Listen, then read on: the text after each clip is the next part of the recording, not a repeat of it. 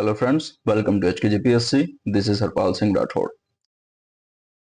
Last time આપણે ઇસરોની વાત કરી રહ્યા હતા. સ્પેસ ટેકનોલોજી હાલનો આપણો ટોપિક ચાલી રહ્યો છે, બરાબર? તો સ્પેસ ટેકનોલોજીની અંદર આપણે પહેલા તો જે ભારતીય અવકાશ કાર્યક્રમ છે, ભારતીય અવકાશ કાર્યક્રમની ઉત્ક્રાંતિ આપણે જોઈ હતી, બરોબર? અને એના પછી જે ઇસરો બને છે, ઇસરોની પછી જે મહત્વની સિદ્ધિઓ હતી એના વિશે પણ આપણે ચર્ચાઓ કરી હતી. દેન એના પછી ડિપાર્ટમેન્ટ ઓફ સ્પેસ અને ઇસરો અંતર્ગત જેટલી સંસ્થાઓ આવે છે એ સંસ્થાઓ વિશે આપણે અભ્યાસ કર્યો હતો, બરોબર? હવે આપણે કમ્પ્લીટલી જોઈએ તો સ્પેસ ટેકનોલોજીની અંદર સૌથી મહત્વનો એવો ભાગ અને જ્યાંથી સૌથી વધારે પ્રશ્ન પૂછાય છે કયો ભાગ, તો કે ઉપગ્રહોની કક્ષાઓ અને તેના પ્રકારો, બરોબર? આ ભાગ છે. બીજો એમાં તમે આગળ જોશો એટલે ઉપગ્રહની ખુદની વાત કરવામાં આવશે, એટલે સેટેલાઇટની વાત કરવામાં આવે. એના પછી વાત કરીએ તો એને પ્રક્ષેપણ કરવા માટે આપણી પાસે લોન્ચિંગ વ્હીકલ હોવા જરૂરી છે, બરોબર? તો એલવીઝ ની વાત કરવામાં આવશે, બરોબર? એટલે આ સેટેલાઇટને એલવીઝ દ્વારા જે લોન્ચ કરવામાં આવે છે એના પછી જે સેટેલાઇટના અલગ અલગ તમને પ્રોગ્રામ્સ જોવા મળશે, બરોબર? અલગ અલગ જે પ્રોગ્રામ્સ જોવા મળે છે એની આપણે અહીંયા ચર્ચા કરવાના છીએ. ઠીક છે? ઓલરેડી આ જે લેક્ચર ચાલી રહ્યો છે એની નોટ્સ પણ તમને આપણી ચેનલમાં શેર કરી દેવામાં જ આવશે લેક્ચરની સાથે સાથે જ, બરાબર? તો એ પણ ત્યાં થઈ જશે. હા, બીજી એક મહત્વની વસ્તુ એ છે કે આ નોટ્સ જે છે એ નોટ્સ મેં નથી લખેલી, બરોબર? આ મારી જે લાસ્ટ જે બેચ હતી એ લાસ્ટ બેચની અંદર મારી એક સ્ટુડન્ટે આ નોટ લખેલી છે. તો તમારી રીતે કદાચ હવે માનવીય ક્ષતિના કારણે કોઈ પોઈન્ટ ઉપર નીચે થઈ ગયો હોય તો તમે અહીંયા લેક્ચરમાં તમે શીખેલા જ છો, તો તમારે એ પછી ભૂલ રિપીટ ન થાય એ તમારે ધ્યાન રાખવાનું છે, બરોબર? એ કરેક્શન તમારે કરી લેવાનું છે. લગભગ તો કોઈ ભૂલ નથી, પરંતુ હોય તો તમે આ લેક્ચર અને એની જે પીપીટી છે એને સાથે રાખીને ખરાઈ કરીને એકવાર લખજો ત્યાં આગળ, બરાબર છે? તો આટલું ખાસ ધ્યાનમાં રાખજો. અને બીજી જે મહત્વની વસ્તુ એ છે કે આજે જે એક ટોપિક એક્સ્ટ્રા આપણે લેવાના છે સોલર સિસ્ટમ વાળો, જે તમારી નોટ્સની અંદર ત્યાં નથી, ઓકે? નોટ્સમાં એ ટોપિક નથી, એટલે તમારે એ સોલર સિસ્ટમ વાળો જે ટોપિક છે એ તમારે લખવાનો રહેશે. ક્લિયર? તો આજે આપણે ચર્ચા કરીશું. આજનો ટોપિક છે ઉપગ્રહોની કક્ષાઓ અને તેના પ્રકાર વિશે, બરોબર? તમે અહીં આગળ પૃથ્વીને જોઈ રહ્યા છો. પૃથ્વીની આસપાસ તમે આ જે યલો કલરની જે લાઈન જોઈ રહ્યા છો એ એક કક્ષા છે, બરોબર? જે કોઈ પણ એક નિશ્ચિત સેટેલાઇટ જે હોય એની કક્ષા આપણને જોવા મળે છે. સેટેલાઇટની વાત કરી કેવા જોવા મળે તો દોસ્ત આવા જોવા મળશે તમને સેટેલાઇટ, બરોબર? એનાથી પણ અલગ અલગ પ્રકારના જોવા મળે છે, પરંતુ મૂળભૂત રીતે તમે જોવા જાઓ તો એક આઈડિયલ સેટેલાઇટ કેવો દેખાશે તો આ ફોટામાં તમને બતાવેલો છે એ પ્રમાણે દેખાશે. અને આ જે કક્ષાની વાત કરી છે અહીંયા આગળ કે આ પૃથ્વી છે એની આજુબાજુમાં તમને કક્ષા જોવા મળે છે, અથવા તો પૃથ્વી જે ખુદ છે એ પણ એક કક્ષામાં રહીને ગતિ કરે છે. ઠીક? આટલી વસ્તુ ક્લિયર છે. હવે આગળ વધીએ એમાં. તો ઇન્ડેક્સમાં તમે જોશો અત્યાર સુધીમાં આપણે સ્પેસ ટેકનોલોજીમાં કેટલે પહોંચ્યા એની પહેલા વસ્તુ ક્લિયર કરી લઈએ. તો ભારતીય અવકાશ વિજ્ઞાનનો જે ઇતિહાસ હતો એ આપણે પૂર્ણ કરી દીધો છે, બરાબર? ભારતીય અવકાશ સંશોધન કાર્યક્રમ છે તો એના વિશે પણ આપણું લેક્ચર થઈ ગયું છે. ભારતીય અવકાશ સંસ્થાઓ એની પણ ચર્ચા થઈ ગઈ છે. ઉપગ્રહો અને ભ્રમણ કક્ષાના પ્રકાર, એટલે આજે આપણે ચોથો ટોપિક જોવાના છે, એના પછી પાંચમો ટોપિક એ અલગથી આવશે, બરોબર? એટલે હવે ટૂંકમાં આજનું લેક્ચર લેવાશે, એના પછી તમારી પાસે ટોટલ 3 ટોપિક આપણા સ્પેસ ટેકનોલોજીના બાકી રહેશે અને એના પછી આપણે નવા ટોપિક તરફ વધીશું, આગળ વધીશું. ઠીક? તો ફર્સ્ટ છે અહીંયા આગળ સોલર સિસ્ટમની જ વાત કરીએ આપણે, બરોબર? અલગથી સ્લાઇડ આપણે લઈ જ લઈએ, એમાં છે નહીં અહીંયા એટલે.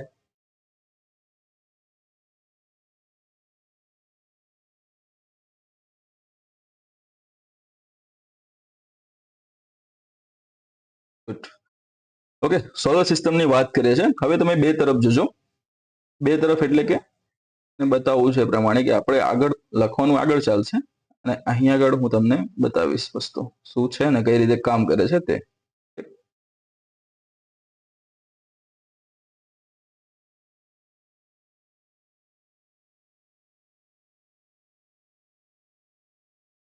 એક જ મિનિટ હો.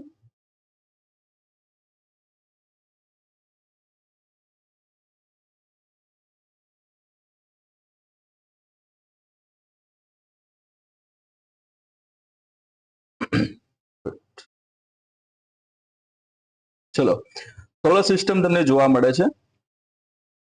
આપણી જે સોલર સિસ્ટમ છે એની અહીંયા આગળ ચર્ચા કરી રહ્યા છે. સોલર સિસ્ટમ અથવા સૂર્યમંડળ અને તેના ગ્રહોની આપણે ચર્ચા અહીંયા કરવાના છે. ઓકે, એકવાર તમે આ ખાલી ફોટો જોઈ લો. ફોટોની અંદર તમને આ ગ્રહો જોવા મળે છે, બરોબર? ગ્રહોની વચ્ચે તમે જુઓ છો કે આ 4 ગ્રહ છે, બરાબર?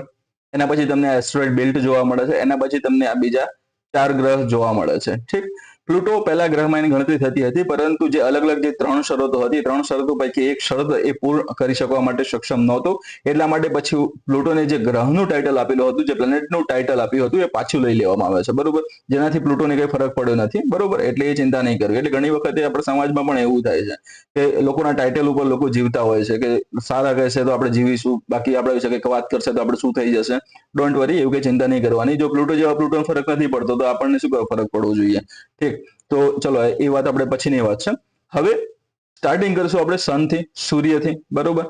તો સૂર્ય જે છે આપણને હવે પ્રાથમિક શાળાઓમાં અને માધ્યમિક શાળામાં આપણે બહુ વખત ભણેલા છે કે સૂર્ય એક શું છે, એક તો એક તારો છે, બરોબર. અને તારાના ઉપર સતત અહીંયા આગળ તમને રિએક્શન થતા જોવા મળે છે. હાઇડ્રોજન અને હિલિયમની ત્યાં વાત કરવામાં આવે છે. ખૂબ જ પુષ્કળ પ્રમાણમાં એનો ભંડાર છે.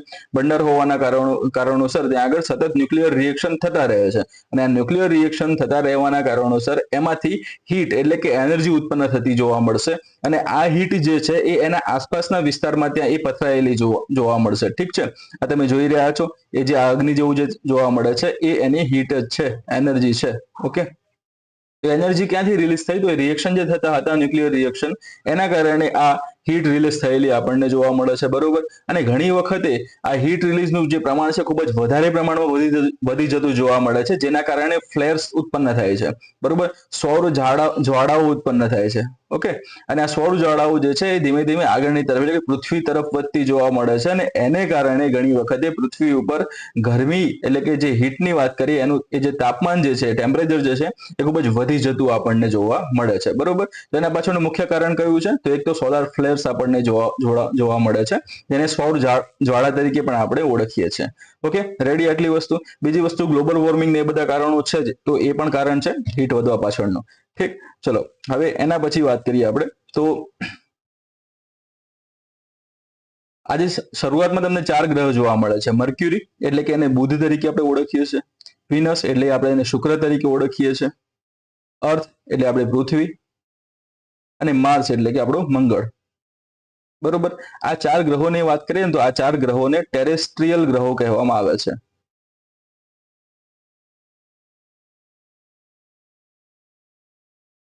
ઓકે, આ જે 4 ગ્રહ છે એને ટેરેસ્ટ્રીયલ ગ્રહ તરીકે ઓળખવામાં આવે છે. આ ચારેય ગ્રહોની જો આપણે ખાસિયતની વાત કરીએ, બરાબર, આ 4 ગ્રહો એટલે કે ટેરેસ્ટ્રીયલ ગ્રહોની વાત કરીએ, અહીંયા હું ટી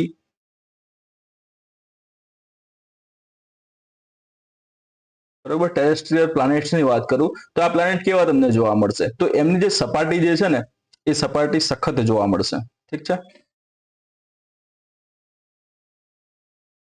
એમની સપાટી સખત જોવા મળે છે, બરોબર. પછી ખડકાળ જોવા મળે છે. ઓકે, દેન એના પછી તમે જુઓ છો કે ગરમીનું પ્રમાણ કેવું છે? તો ગરમીનું પ્રમાણ તમને વધારે જોવા મળશે. ઓકે, સૂર્યની નજીક છે, પૃથ્વીની પહેલા છે, સૂર્યની નજીક છે એટલે ગરમીનું તાપમાન ત્યાં વધારે જોવા મળે છે. પ્લસ એમનું જે પરિભ્રમણ કાળ જે છે આખું જે સૂર્યની આસપાસ એની કક્ષામાં જે ગતિ કરીને ફરે છે એ કાળ પણ કેવું જોવા મળે છે, સમય પણ કેવો જોવા મળે છે? તો આપણને ઓછો જોવા મળે છે, બરોબર. કદમાં કેવા છે? તો કદમાં આપણને નાના જોવા મળે છે. કોની સાપેક્ષમાં? તો કે જોવિયન ગ્રહોની સાપેક્ષમાં, બરોબર. કદમાં આપણને એ નાના જોવા મળે છે. ઠીક છે, આટલી વસ્તુ જોવા મળી. હવે સામેની તરફ તમે જોશો એટલે કે એ સ્લાઇડમાં તમે જોશો અહીં આગળ, તો આ તરફ તમને 4 ગ્રહો બીજા જોવા મળે છે. ઓકે, પહેલો ગ્રહ કયો છે? તો દોસ્ત પહેલા ગ્રહનું નામ છે ગુરુ. બીજો કયો જોવા મળે છે? તો કે શનિ. અહીંયા આનું તો નામ જે છે એ જ છે કે યુરેનસ છે, અને ઓલાનું નેપચ્યુન છે. એ જ આપણે રેગ્યુલરમાં વપરાય છે. ઠીક છે, તો આ જે 4 ગ્રહો છે ને એને જોવિયન ગ્રહ તરીકે ઓળખવામાં આવે છે. જોવિયન ગ્રહો તરીકે એને ઓળખવામાં આવે છે, બરોબર.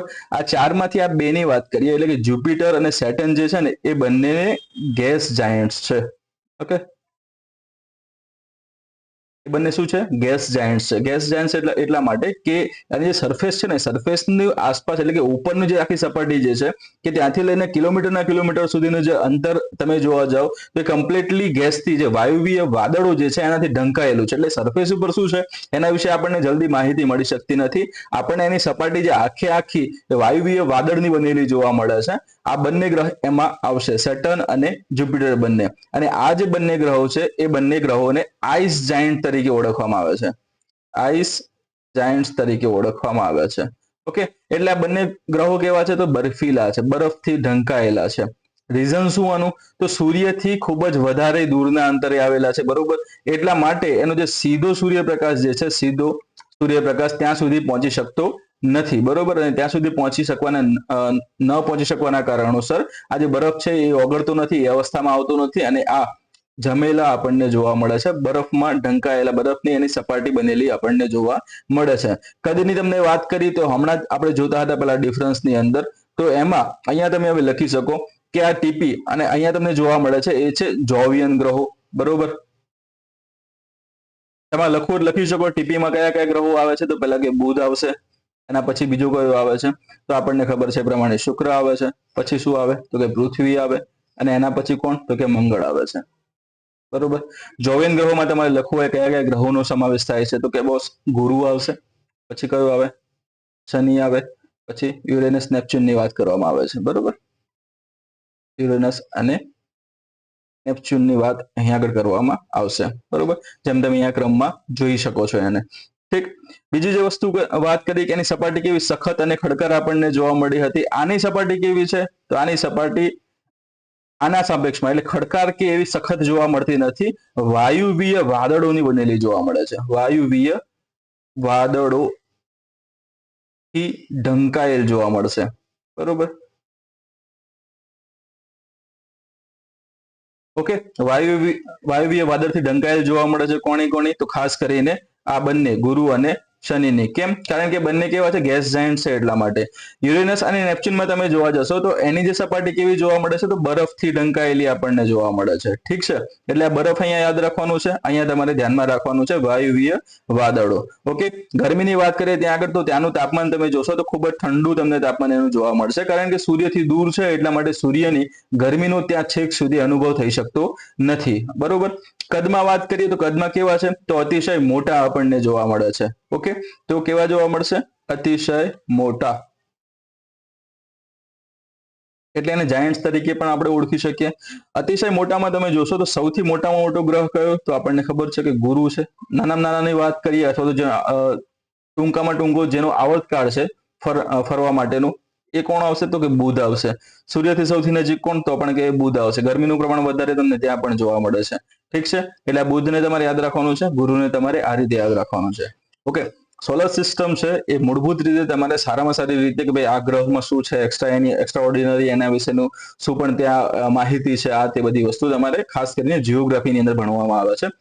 સાયન્સ એન્ડ ટેકનોલોજીમાં આ પોર્શન મૂકેલો છે. એનું કારણ એ છે કે તમને બેઝિક માહિતી રહે કે આપણે જે અલગ અલગ સેટેલાઇટ અલગ અલગ આપણે જે મિશન કરી રહ્યા છે, બરોબર. તો મિશનો કઈ તરફ જઈ રહ્યા છે, કયા ગ્રહ કઈ બાજુ આવેલો છે, કયા ગ્રહનું કેવું ઇમ્પોર્ટન્સ છે, એના આધારે આ વસ્તુને ત્યાં આગળ સિલેબસમાં સમાવવામાં આવેલી છે, બરોબર. એટલે આ રીતનો આપણે ત્યાં બેઝિક ખ્યાલ જ આનો લેવાનો રહેશે, બરોબર.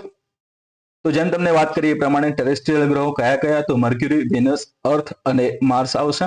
અને એના પછી આ એસ્ટ્રોઇડ બેલ્ટ જે છે એને પસાર કરીને આગળ વધીએ આપણે, તો ત્યાંથી આગળ જુપિટર, સેટર્ન, યુરેનસ અને નેપચ્યુન આવે છે. એના પછી તમને આ કીપર બેલ્ટ જોવા મળે છે, બરોબર. પછી અહીંયાથી આપણે ગેલેક્સીમાં આપણે ઓલમોસ્ટ અહીંથી બહાર નીકળી જશું, બરોબર. પછી આગળ બીજી ગેલેક્સી, એટલે આખું તમે જોવા જશો તો આકાશગંગાની વાત કરીએ, એની અંદર આકાશગંગાની અંદર ઘણી બધી આવી ગેલેક્સીઝ આવેલી છે. આ બધી વસ્તુ આપણે ક્યાંક ને ક્યાંક વાંચી હશે, જોઈ હશે, અથવા તો તમે આવા 3D વિડીયો ક્યાંક ને ક્યાંક જોયા હશે, ઠીક. આ એની બેઝિક માહિતી હતી, એ અહીંયા આપણે પૂર્ણ કરીએ છીએ, બરોબર.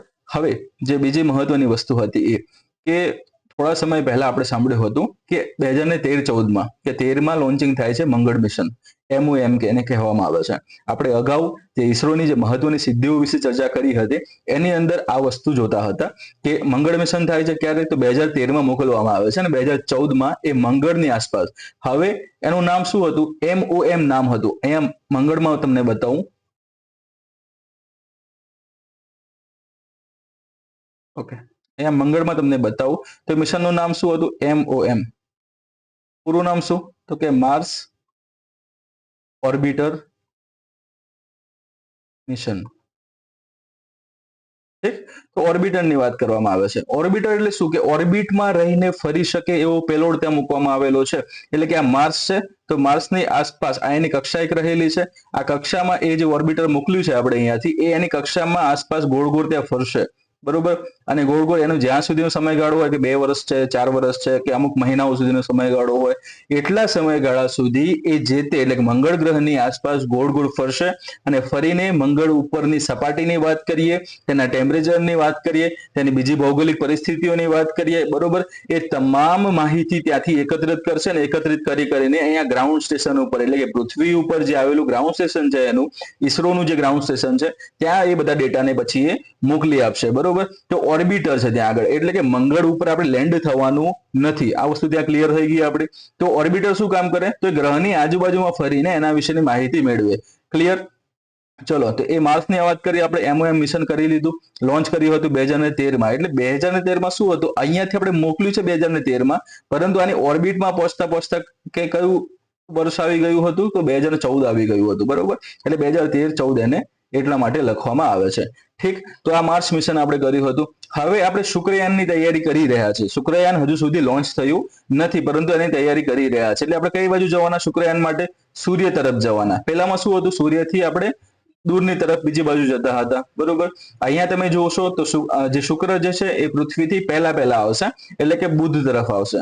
એટલે આપણે હવે જવાના છે વિનસ તરફ અથવા તો શુક્ર તરફ, જેને આપણે જે મિશનનું નામ આપેલું છે શુક્રયાન, બરોબર. આટલી વસ્તુ ત્યાં ક્લિયર થઈ ગઈ. તો હવે જે ગ્રહીય અભ્યાસની વાત કરવામાં આવે છે, જે પ્લાનેટરી એજ્યુકેશનની વાત કરીએ કે એના વિશે જે પણ એક્સપેરિમેન્ટની વાત કરીએ તો એક્સપેરિમેન્ટ માટે તમારે પૃથ્વી છોડવી પડશે, પૃથ્વીના વાતાવરણમાંથી બહાર આવવું પડશે, સ્પેસમાં આવવું પડશે અને સ્પેસમાં આવ્યા પછી તમે આગળની તરફ જે તે ગ્રહ તરફ જઈ શકશો અને ત્યાંથી એ માહિતીનો તમે અંદાજ લગાવી શકશો અથવા તો વિવિધ પ્રયોગો દ્વારા એ માહિતી તમે જાણી શકશો, બરોબર. એટલે આ બે વસ્તુ છે ત્યાં આગળ. અંદાજ એટલા માટે કહેવાય છે કારણ કે કંઈક વસ્તુ આપણને જોવા મળે ને એના ઉપરથી આપણે અંદાજો લગાવીએ કે આ વસ્તુ આ છે, આ રીતની છે, બરોબર. એના પછીનું સેકન્ડ સ્ટેજ આવે છે એક્સપેરિમેન્ટ, પ્રયોગો. તો ત્યાં સુધી પહોંચીને તમારે એના વિશે જાણવાનું છે. જેમ કે ગુરુ અને આ શનિની વાત કરીએ આપણે તો એની સપાટી શેની બનેલી છે, કેમ એની અંદર શું આવેલું છે એનો વધારે આઈડિયા આપણને છે નહીં. કેમ? અને છેક ત્યાં સુધી પહોંચ્યા નથી. એના ઉપર શું આવી જાય છે? તો વાયુવીય વાદળો આખા આવી જાય છે. એટલે અંદરની સપાટી કેવી છે અને કેમ છે એના વિશે જલ્દી આપણને માહિતી મળતી નથી. એટલે અમુક પછી આપણે વિવિધ ટેકનોલોજીનો ઉપયોગ કરીને એનો અંદાજો મેળવીએ છીએ કે આની અંદર ભાઈ કદાચ આવું હશે એમ.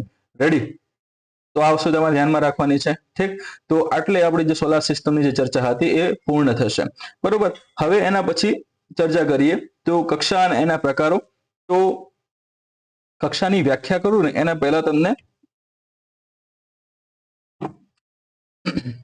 પહેલા તમને અલગ અલગ સિદ્ધાંતની ચર્ચા કરવી છે, બરોબર. તો સિદ્ધાંતમાં એક ભાઈ થઈ ગયા ટોલેમી, બરોબર. બીજા છે કોપરનિક્સ, નિકોલસ કોપરનિક્સ એને કહેવામાં આવે છે. ઓકે.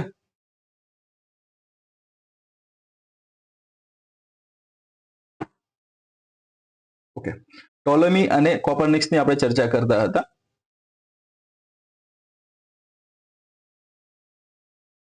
તો ટોલેમીએ શું કીધું હતું ખબર છે? કે પૃથ્વી જે છે ને, અહીંયા તમને હું ચિત્ર સાથે બતાવીશ કે પૃથ્વી જે છે એ પૃથ્વી કેન્દ્રમાં આવેલી છે ને એની આસપાસ સૂર્ય ફરે છે. ઠીક. એની આસપાસ શું ફરે છે? કે સૂર્ય ફરે છે. અને સૂર્ય સિવાય અન્ય જે ગ્રહો અને જે તારાઓ છે એટલે અન્ય ગ્રહો અને બીજા તારાઓ એ કોની આસપાસ ફરે છે? તો કે પૃથ્વીની આસપાસ ફરે છે. એટલે આ સિદ્ધાંત કયો સિદ્ધાંત કહેવાય? તો પૃથ્વી કેન્દ્રિત સિદ્ધાંત કહેવાય. એને પૃથ્વી કેન્દ્રિત સિદ્ધાંત તરીકે ઓળખવામાં આવે છે. ઓકે. અહીંયા સૂર્ય પણ આવી જશે એની આસપાસ ફરવામાં, ચંદ્ર પણ આવી જશે એની આસપાસ ફરવામાં, એ સિવાયના બીજા અન્ય ગ્રહો પણ આવી જશે એની આસપાસ ફરવામાં, બરોબર. ટૂંકમાં ટોલેમીએ શું કીધું હતું કે એને પૃથ્વી કેન્દ્રિત સિદ્ધાંત આપ્યો. એની અંદર એમ કીધું કે ભાઈ પૃથ્વી વચ્ચે છે, બરોબર, અને એની આસપાસ સૂર્ય ફરે છે, એની આસપાસ ચંદ્ર ફરે છે, એની આસપાસ બીજા બધા તારાઓ અને ગ્રહો ફરે છે, બરોબર. ટૂંકમાં એને એમ કીધું કે પૃથ્વી વચ્ચે આવેલી છે ને એની આજુબાજુમાં બધું ફરે છે. ઓકે. એના પછી કોપરનિક્સ આવે છે. કોપરનિક્સ આનો અભ્યાસ કરે છે. અભ્યાસ કર્યા બાદ એ એમ જણાવે છે કે ના ભાઈ, એમ કે છે કે ના ભાઈ આવું નથી. વચ્ચે શું આવેલું છે? કે વચ્ચે સૂર્ય આવેલો છે, બરોબર. અને વચ્ચે સૂર્ય આવેલો છે ને એની આસપાસ અલગ અલગ કક્ષાઓ રહેલી છે ને એ કક્ષાઓમાં વિવિધ ગ્રહો ત્યાં ગતિ કરે છે, સૂર્યની આસપાસ પ્રદક્ષિણા કરે છે, બરોબર. એટલે કે આ જે સિદ્ધાંત છે એને કહેવામાં આવે છે સૂર્ય કેન્દ્રિત સિદ્ધાંત. સૂર્ય કેન્દ્રિત સિદ્ધાંત. એટલે કે બે સિદ્ધાંત મહત્વના આવે છે આ ક્ષેત્રે, આ સ્પેસની જ્યારે ચર્ચા કરતા હોઈએ ત્યારે આ બે વસ્તુને ખાસ જોવાના રહે છે. પછી કેપ્લર જે છે અને ગ્રહોના ગતિના નિયમો પણ આવે છે આની અંદર, બરોબર. પણ ત્યાં સુધી આપણે જવાનું નથી, તમારે ખાલી ધ્યાન રાખવાનું છે કે ગ્રહોની ગતિના નિયમો કોણે આપ્યા હતા. ગ્રહોની ગતિના નિયમો કોણે આપ્યા હતા? તો એ આપનાર ભાઈ હતા શ્રીમાન કેપ્લર. ઓકે, કેપ્લરે ગ્રહોની ગતિના નિયમો આપ્યા હતા. અને એના પછી તમે જોવા જાઓ તો ન્યૂટનભાઈ આવે છે. ન્યૂટનભાઈ કયા નિયમ આપ્યા? તો કે ગુરુત્વાકર્ષણના નિયમ આપ્યા એમણે. ગુરુત્વાકર્ષણના નિયમો એમણે આપ્યા હતા. ઠીક, તો આટલે તમારે ચાર ખાસ કરીને મહાનુભાવોને યાદ રાખવાના છે, કારણ કે આ કક્ષા અને સ્પેસ સાથે સંકળાયેલા છે એટલા માટે, બરોબર. તો ટોલેમીની વાત થઈ ગઈ. ટોલેમી એક ગ્રીક ખગોળશાસ્ત્રી હતો, બરોબર. આ એક ગ્રીક ખગોળશાસ્ત્રી હતો ને, એને આ બધી જે ચર્ચાઓ કરી ને એ આશરે આજથી 2000 વર્ષ પહેલા કરી હતી. ઠીક, ત્યારથી પબ્લિક આવું જ માનતી હતી, પૃથ્વી વચ્ચે છે ને બીજું બધું આજુબાજુમાં ફરે છે, બરોબર. કોપરનિક્સ છે આજથી 500 વર્ષ પહેલા થઈ ગયા છે, 500 વર્ષ પહેલા. અને એમણે પછી સિદ્ધાંત આપ્યો આ પ્રમાણેનો કે સૂર્ય કેન્દ્રિત સિદ્ધાંત, કે સૂર્ય વચ્ચે છે અને બીજું બધું આજુબાજુમાં ફરે છે. ઓકે, તો ટોલેમીને કોપરનિક્સને યાદ રાખવાના છે. આ ભાઈ પોલેન્ડના હતા. પેલા ગ્રીકના છે, આ પોલેન્ડના છે. એટલે એ બે વસ્તુ તમારે ખાસ ધ્યાનમાં રાખવાનું છે. ઓકે, હવે એના પછી જે આપણે ચર્ચા કરવાની છે એ છે આનું જે પૃથ્વી, એટલે કે પૃથ્વીની આજુબાજુમાં જે સેટેલાઇટ ફરે છે, બરોબર, એ સેટેલાઇટ પડતા કેમ નથી એની ઉપર. ઠીક, એના માટે અલગ સ્લાઇડ લઈ લઈએ આપણે.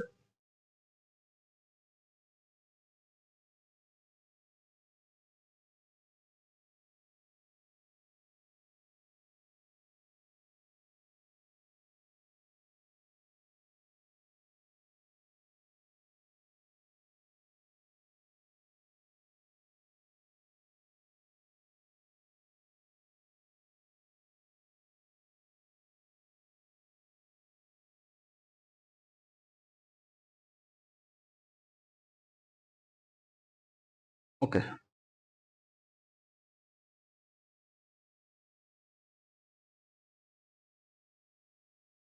અહીંયા આપણે જે વાત કરવાની છે એ વાત છે ગુરુત્વ પ્રવેગની. ગુરુત્વ પ્રવેગની વાત છે, તેને ટૂંકમાં જી તરીકે બતાવવામાં આવે છે. આ પ્રયોગની વાત કરીએ ને એની સીધી વ્યાખ્યા છે કે જ્યારે કોઈ પદાર્થ પૃથ્વી તરફ આકર્ષાય છે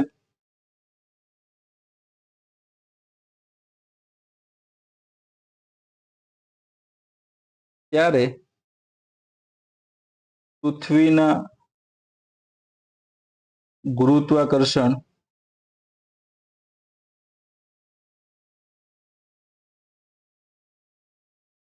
બળને લીધે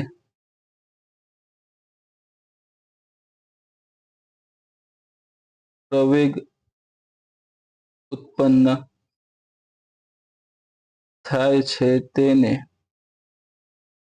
ગુરુત્વ પ્રવેગ એટલે કે જી કહે છે. સીધી વસ્તુ કેવી છે કે જ્યારે કોઈ પદાર્થ પૃથ્વી તરફ આકર્ષાય છે, એટલે કે આ આપણી પૃથ્વી છે, બરાબર છે. પૃથ્વી પછી વાત કરીએ તો એની આસપાસનું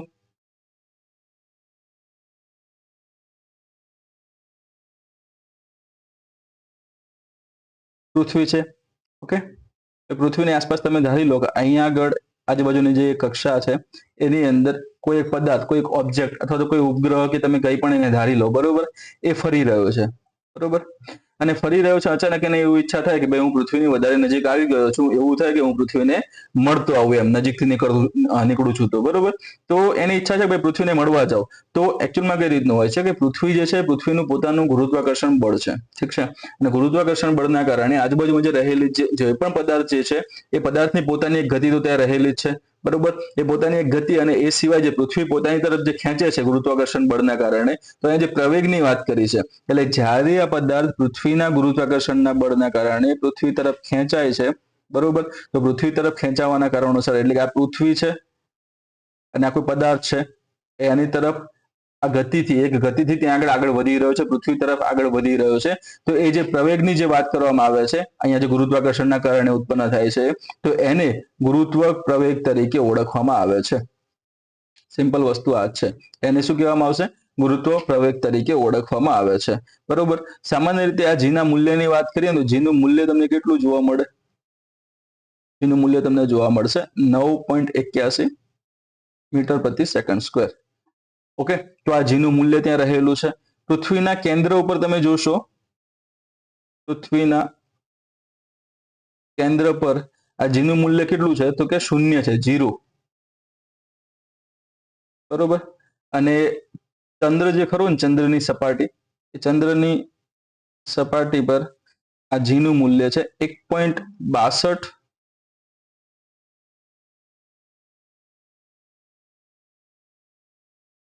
ઓકે 1.62 મીટર પ્રતિ સેકન્ડ સ્ક્વેર ત્યાં આગળ એ રહેશે.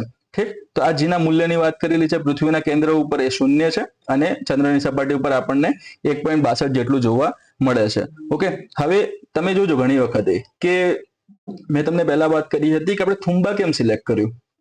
કારણ કે થુંબા ક્યાં હતું? વિષુવવૃત્તની નજીકમાં છે. વિષુવવૃત્તની નજીકમાં છે એ ફર્સ્ટ ત્યાં આગળ એનું ત્યાં વિધાન થઈ ગયું, અવધારણા થઈ ગઈ. બીજી વસ્તુ કઈ આવતી હતી? તો એ જે ભૂચુંબકીય જે વિષુવવૃત્ત છે એના ઉપરથી, એટલે કે એના એ આસપાસ ત્યાંથી પસાર થતું હોવાના કારણોસર એ જગ્યાએથી લોન્ચિંગ કરવામાં આવે, તેનું સફળ લોન્ચિંગનો રેશિયો વધી જતો હતો. એનું કારણ છે અહીંયા આગળ આ જી. બરોબર. જી કઈ રીતનું એનું કારણ છે એની વાત કરીએ તો વિષુવવૃત્ત પાસે ઇક્વેટર જે છે ને, ઇક્વેટર પાસે તમને આ જીનું મૂલ્ય કેવું જોવા મળે છે? ખૂબ જ ઓછું જોવા મળે છે. ઠીક છે. આ ઇક્વેટર પાસે જીનું મૂલ્ય તમને ઓછું જોવા મળે છે. અને સામેની તરફ તમે જોશો તો ધ્રુવ પ્રદેશો છે ઉપરની તરફ. આ ધ્રુવ પ્રદેશો જે છે એ જગ્યાએ જીનું મૂલ્ય આપણને કેવું જોવા મળશે? વધારે જોવા મળશે. એટલે આ બે વસ્તુ તમારે ખાસ યાદ રાખી લેવાની છે કે જે ગુરુત્વ પ્રવેગ એટલે કે જીની વાત કરીએ, એ જીનું મૂલ્ય વિષુવવૃત્ત ઉપર આપણને ખૂબ જ ઓછું જોવા મળે છે. જ્યારે જે ધ્રુવ પ્રદેશો છે, કેમ ધ્રુવ પ્રદેશ ઉપર આટલું વધારે જોવા મળે છે? કારણ કે એ તરફથી ચપટા છે એટલા માટે. ઠીક છે. તો એ જગ્યાએ આપણને ગુરુત્વ પ્રવેગનું પ્રમાણ કેવું જોવા મળે છે? એ વધારે જોવા મળે છે. એટલે આ વસ્તુ તમારે એને ધ્યાનમાં રાખવાની છે. ઠીક.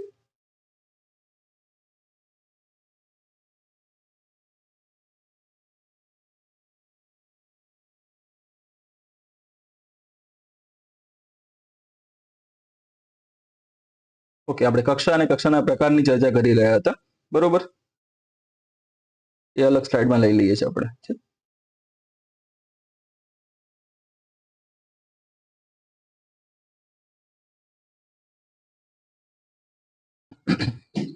ગુરુત્વ પ્રવેગ, અહીંયા ટોલમી, કોપરનિક્સ, જે કંઈક બાકી રહે છે, લય અને વેગ. કેન્દ્ર ત્યાગી બળની વાત કરેલી છે એમાં, અને ગુરુત્વાકર્ષણ બળ, આ બંનેની વાત કરી હતી. કોણે? કે ન્યૂટન ભાઈએ. ન્યૂટનના જે ગુરુત્વાકર્ષણના 3 નિયમો જે છે એ ન્યૂટનની ત્યાં આગળ એ વાત કરી હતી. બરોબર. તો અહીંયા આગળ તમે જોશો ને તો પૃથ્વીની તદ્દન નજીકની કક્ષામાં કોઈ પદાર્થને મૂકવા માટે પદાર્થને 8 કિલોમીટર પ્રતિ સેકન્ડ જેટલો વેગ આપવો પડે છે.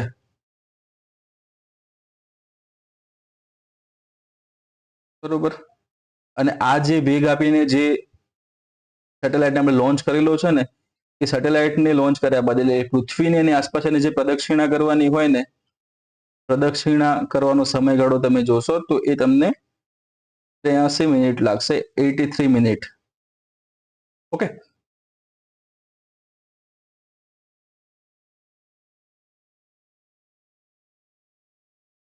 બરોબર. તો હવે શું વાત કરી કે પૃથ્વીની તદ્દન નજીકની કક્ષામાં કોઈ પદાર્થને મૂકવા માટે પદાર્થને 8 કિલોમીટર પ્રતિ સેકન્ડ જેટલો વેગ આપવો પડે છે. એટલે અહીંયા આગળ જુઓ, કેન્દ્ર ત્યાગી ત્યાં બળની વાત કરવામાં આવે છે. બરોબર. એટલે તમારે જે કેન્દ્ર એટલે શું છે? કેન્દ્ર એટલે પૃથ્વી છે અહીંયા આગળ. બરોબર. પૃથ્વી ઉપરથી તમારે એને બહાર કાઢવાનું છે, એટલે કોઈ પણ જે રોકેટ જે છે એ રોકેટને બહાર લોન્ચ કરવાનું છે. તો લોન્ચ કરવા વખતે આ કેન્દ્ર ત્યાગી બળ ત્યાં લગાવવું પડે છે, અને આ કેન્દ્ર ત્યાગી બળ લગાવવા માટે અને જે વેગ ત્યાં ઉત્પન્ન થાય છે એ વેગને આપણે પલાયન વેગ તરીકે ઓળખીએ છીએ. બરોબર. પલાયન વેગ એટલે કે પૃથ્વી ઉપરથી છટકીને તમારે અતિશય ગતિથી છટકીને તમારે સ્પેસ તરફ આગળ જવાનું છે. બરોબર. તો એની ત્યાં ચર્ચા કરેલી છે. તો એ પલાયન થવું એટલે ત્યાંથી છટકવું એની ચર્ચા કરીએ આપણે. તો પલાયન વેગ તમે જોશો તો આજે ઉપગ્રહને કક્ષામાં મૂકવા માટે એને પ્રક્ષેપિત કરવા માટે તેને પૃથ્વીના ગુરુત્વાકર્ષણની બળની સીધી વાત કરીએ ને આપણે નિયમ પ્રમાણે, તો પૃથ્વીના ગુરુત્વાકર્ષણ બળ એટલે કે જે ગ્રેવિટીની વાત કરીએ એની વિરુદ્ધ જે વેગ છે એ વેગથી પ્રક્ષેપિત કરવાનો છે. બરોબર. એને શું કહેવાય છે? આપણે પલાયન વેગ તરીકે ઓળખીએ છીએ. બરોબર. અને પાછું કેવું વેગ? તો કે ઓછામાં ઓછું ભાઈ, ઓછામાં ઓછા વેગથી જે પ્રક્ષેપિત કરવામાં આવે એની વાત કરીએ તો એ તમને કેટલું જોવા મળશે? 11.2 કિલોમીટર પ્રતિ સેકન્ડ જેટલું. એટલે જ્યારે પરીક્ષામાં એવો પ્રશ્ન પૂછે કે પલાયન વેગ કેટલો જરૂરી છે, તો જવાબ આવશે એનો 11.2 કિલોમીટર પ્રતિ સેકન્ડ જેટલું આપણને આ પલાયન વેગ જોવા મળે છે. એટલે આ વસ્તુ અહીંયા તમારી એ પણ ક્લિયર થશે. બરોબર. કેન્દ્ર ત્યાગી બળની વાત કરીએ તો વર્તુળાકાર માર્ગમાં કેન્દ્રથી બહારની દિશામાં લાગતા બળને કેન્દ્ર ત્યાગી બળ તરીકે ઓળખવામાં આવે છે. અને કેન્દ્રગામી બળ એટલે શું? કે વર્તુળાકાર જે માર્ગ હશે ને એ વર્તુળાકાર માર્ગમાં કેન્દ્ર તરફ લાગતા જે બળ છે એને કેન્દ્રગામી બળ તરીકે ઓળખવામાં આવે છે. જેમ કે સૂર્યની આસપાસની જે પરિક્રમા જે ગ્રહોની થઈ રહી છે એને કેન્દ્રગામી બળ તરીકે ઓળખવામાં આવે છે. બરોબર. એટલે આ બે શબ્દો છે, હું ફરીથી તમને બોલીને કહી દઉં છું કે એક તો બળ લાગે કેન્દ્રગામી અને બીજું લાગે છે કેન્દ્ર ત્યાગી. તમે ગુજરાતીમાં વસ્તુને જોશો તો પણ તમને ખબર પડી જશે આ શું કહેવા માંગે છે. કેન્દ્રગામી એટલે કેન્દ્ર તરફ ગમન કરી રહ્યું છે, એ તરફ આગળ વધી રહ્યું છે. બરોબર. તો કેન્દ્રગામી જે બળ છે, કેન્દ્રગામી જે બળ છે એમાં તમે જોશો તો એ વસ્તુ શું કહેવા માંગે છે કે વર્તુળાકાર માર્ગમાં કેન્દ્ર તરફ લાગતા બળને કેન્દ્રગામી બળ કહે છે. બરોબર. વર્તુળાકાર જે માર્ગ હશે એમાં કેન્દ્ર તરફ જે બળ લાગતું હોય ને એને કેન્દ્રગામી બળ તરીકે ઓળખવામાં આવે છે. જેમ કે સૂર્યની આસપાસ ફરતા ગ્રહો, બરોબર, જેમ કે સૂર્યની આસપાસ ફરતા આ જે ગ્રહો છે એ ગ્રહોની પરિક્રમા એની ચર્ચા ત્યાં કરેલી છે. ઠીક છે. તો આ જે બળ લાગે છે એને શું કહેવાશે? કેન્દ્રગામી બળ કહેવામાં આવે છે. કેન્દ્ર ત્યાગી બળ શું? તો કે આ વર્તુળાકાર જે માર્ગ છે એ વર્તુળાકાર માર્ગમાં કેન્દ્રથી બહારની દિશામાં જે લાગતું બળ છે એને કેન્દ્ર ત્યાગી બળ તરીકે ઓળખવામાં આવે છે. આનું ઉદાહરણ તરીકે શું હોઈ શકે કે ભાઈ ભૂકંપ લઈ શકો તમે. બરોબર. ભૂકંપનું જે એપિસેન્ટર હોય ને ત્યાંથી બળ એટલે કે બહારની તરફ એના મોજા નીકળતા આપણને જોવા મળે છે. ઠીક છે. તો એ કેન્દ્રનો ત્યાગ કરીને આગળની તરફ વધી રહ્યા છે, તો એને કેન્દ્ર ત્યાગી બળ આપણે કહી શકશું. બરોબર. પછી તમારા હાથમાં પથ્થર રહેલો છે, તમે પથ્થર કોઈ નદીમાં નાખો છો તો પાણીમાં જ્યારે પથ્થર પડે છે એટલે પથ્થર પડવાના કારણોસર એ પાણીમાં તમે જોજો વલય ઉત્પન્ન થાય છે. તો વલયો કેન્દ્ર તરફ એટલે પથ્થર પડ્યો છે કેન્દ્ર તરફ નથી જતા, પરંતુ એક પથ્થરથી દૂર જે જગ્યાએ પથ્થર પડ્યો ને પાણીમાં એનાથી દૂર આમ જશે. બરોબર. તો એ કયું બળ છે? તો એ પણ કેન્દ્ર ત્યાગી બળ છે, દૂર જઈ રહ્યા છે. ઠીક. ઓકે. તો એ વસ્તુ તમારે ધ્યાનમાં રાખવાની છે. પછી એના સિવાય તમે જોશો તો કારમાં જે બેસેલ વ્યક્તિ જે છે, ઓકે, કારમાં બેસેલ વ્યક્તિ પર વળાંક પર એટલે જ્યારે વળાંકમાં આવે ને તમે જોજો કે તમે કારમાં બેસેલા છો, કાર લઈને ક્યાંક જતા હશો ને પછી અચાનક વળાંક આવે છે ને તો વળાંકમાં તમારે શું થશે? આખી બોડી તમારી આમ કે પછી તમે આમ થઈ જતા હશો. તો એ શું થયું? તો એ પણ કેન્દ્ર ત્યાગી બળનું ત્યાં એક ઉદાહરણ છે. એટલે આ વસ્તુ પણ તમારે ત્યાં ખાસ ધ્યાનમાં રાખવાની રહેશે. બરાબર. હવે એના પછી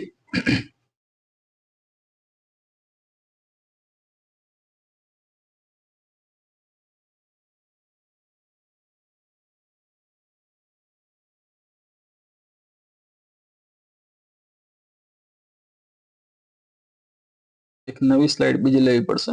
બરોબર. એક જ મિનિટ ઉભા રહેજો ખાલી.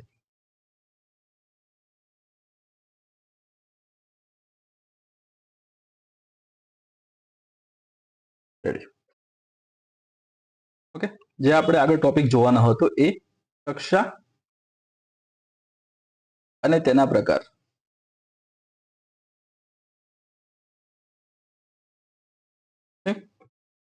કક્ષા અને તેના પ્રકારની વાત કરવામાં આવે છે. તો સૌપ્રથમ કક્ષા એટલે શું એ આપણે જાણવું પડશે. કક્ષા એટલે શું? તો કક્ષાની પણ ડેફિનેશન આપે છે. બધા અલગ અલગ ડેફિનેશન એની કરે છે. હું થોડી અલગ ડેફિનેશન કરું છું. મારી ડેફિનેશનમાં હું તમને વાત કરું તો કયું તો કે એક સીધી વસ્તુ એવી છે કે કોઈ એક પદાર્થ હશે, બરોબર, એ પોતાનાથી મોટા કદના પદાર્થની આસપાસ ગોળ એની પરિક્રમા કરતો હશે, બરોબર. તમને ઓલરેડી જે નોટ્સ મળશે નોટ્સમાં તમને આ વ્યાખ્યા સારી એવી લખેલી છે, એટલે તમે એ ચિંતા ન કરતા, બરોબર. હું તમને આ શોર્ટમાં સમજાવવાનું ટ્રાય કરીશ જેથી કરીને તમને ખબર પડે કે જેમ કે આ પૃથ્વી છે, બરોબર. આ પૃથ્વીનું જે માસ જે છે એમ એટલે કે એનું જે દળની વાત કરવામાં આવે એ ચંદ્રની કમ્પેરિઝનમાં કેવું છે તો ઓછું આપણને જોવા મળે છે. આનું સોરી વધારે જોવા મળે છે. માસ કેવું છે આનું? વધારે છે. ચંદ્રનું માસ કેવું છે? એનું દળ કેવું છે? તો પૃથ્વીની સાપેક્ષમાં કેવું છે? તો ઓછું છે, બરોબર. તો અહીંયા જે વ્યાખ્યા થાય છે એમાં એ રીતનું છે કે જ્યારે કોઈ મોટા પદાર્થ અથવા તો ઓબ્જેક્ટ, એટલે ઓબ્જેક્ટ પછી ગમે તે હોઈ શકે, બરોબર. મોટા પદાર્થ અથવા તો ઓબ્જેક્ટની આસપાસ અન્ય કોઈ નાનો પદાર્થ વર્તુળાકાર અથવા અંડાકાર માર્ગે વક્રાકારે, તમને બધા શબ્દો સમજાવું પછી, વક્રાકારે અને નિયમિત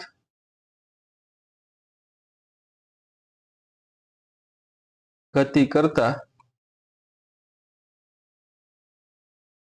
પથને અથવા તો માર્ગને કક્ષા અથવા તો ઓર્બિટ તરીકે ઓળખવામાં આવે છે. ઓકે, શોર્ટ એન્ડ સિમ્પલ આટલી વસ્તુ છે. અહીંયા પૃથ્વીની વાત કરતા હતા, થોડી પેનનો કલર ચેન્જ કરીને આપણે તમને સારી રીતે એમને બતાવવાનો હું પ્રયત્ન કરીશ, બરોબર. પૃથ્વીની વાત કરેલી છે, એનું માસ, એનું દળ કેવું છે તો દોસ્ત વધારે એનું દળ છે.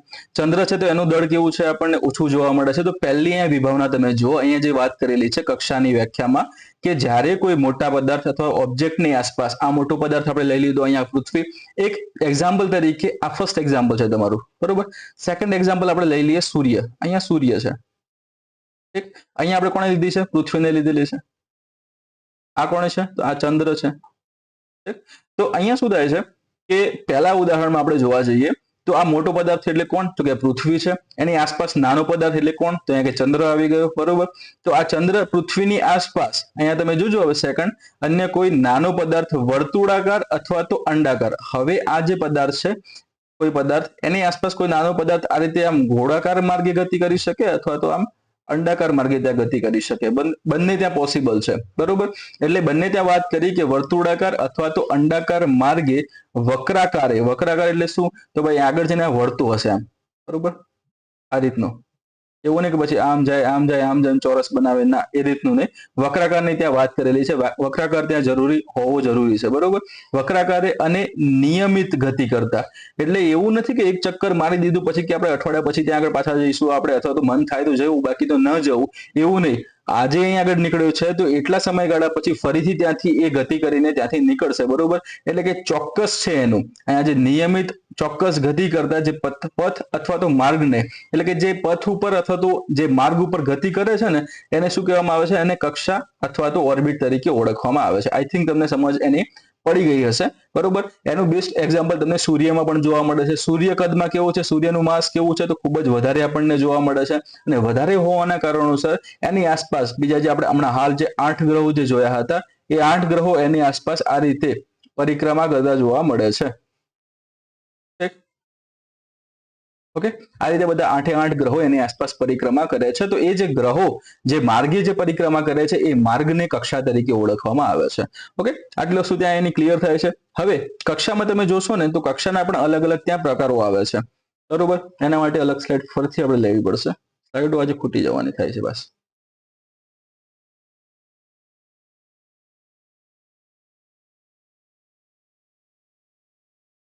રેડી.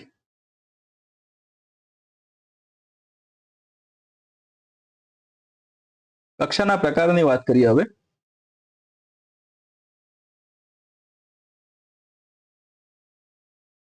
તો કક્ષાના મુખ્યત્વે બે પ્રકાર જોવા મળે છે આપણને. ઠીક, કક્ષાના મુખ્યત્વે બે પ્રકાર જોવા મળશે. કયા કયા? તો પહેલો છે આકારના આધારે. આકારને આધારે. અને બીજું છે ઊંચાઈને આધારે.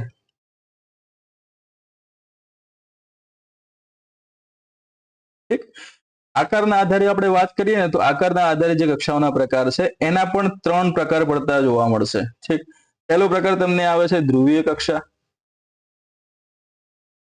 જેને આપણે પોલર ઓર્બિટ તરીકે ઓળખીએ છીએ, બરોબર. બીજું આવે છે વિષુવવૃત્તીય કક્ષા,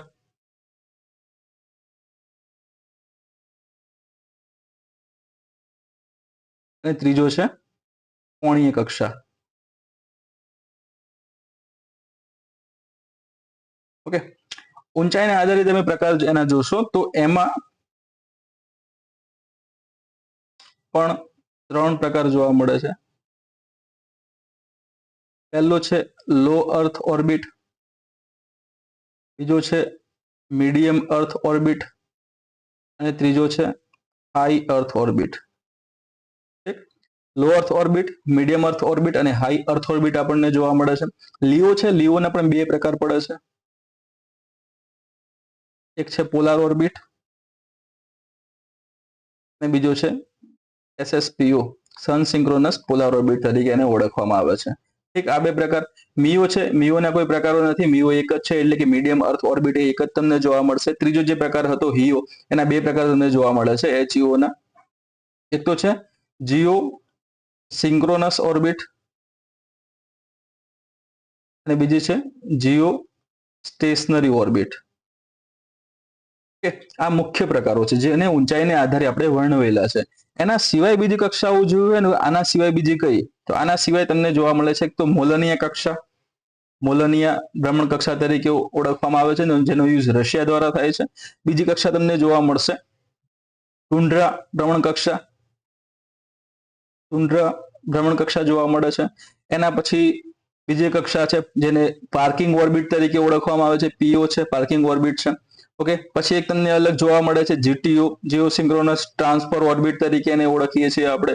ઓકે, બીજી એક છે જેને ગ્રેવિયાર્ડ કક્ષા, જેને ગ્રેવિયાર્ડ ઓર્બિટ તરીકે ઓળખવામાં આવે છે, જેને ગ્રેવિયાર્ડ ઓર્બિટ તરીકે ઓળખવામાં આવે છે. ઓકે, તો આટલી અલગ અલગ ઘણા બધા કક્ષાના પ્રકારો છે, પરંતુ આપણે જે મહત્વના જે કક્ષાના પ્રકારો જોવાના છે એની અંદર તમે જોશો તો ખાસ આ આવશે. એક તો છે લિયો, બીજું છે MEO અને ત્રીજું છે HEO.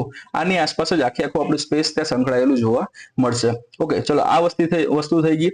એના પછી કક્ષાના જે આકારના આધારે વાત કરીએ તો આકારમાં તમે ખાસ જોશો તો બે આકાર આપણને સ્પષ્ટ જોવા મળે છે. કયા કયા? તો એક તો છે વર્તુળાકાર, બોસ. ઓકે, અને બીજો છે અંડાકાર. વર્તુળાકારમાં તમે જોવા જાઓ તો એની જે વિકેન્દ્રિતતા કહેવામાં આવે છે, એની વિકેન્દ્રિતતા જે છે એ 0 હોય છે, જેને આપણે ઇંગ્લિશમાં ઇસેન્ટ્રિસિટી તરીકે ઓળખીએ છીએ. એટલે E ઇઝ ઇક્વલ ટુ 0 તમને જોવા મળશે. કઈ જગ્યાએ? વર્તુળાકાર ભ્રમણ કક્ષામાં.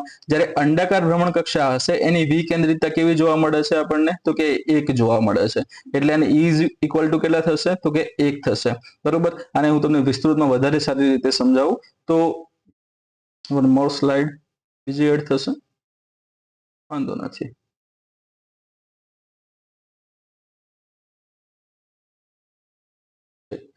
અહીંયા જુઓ, એક હતી ગોળાકાર કક્ષા અને બીજી છે અંડાકાર.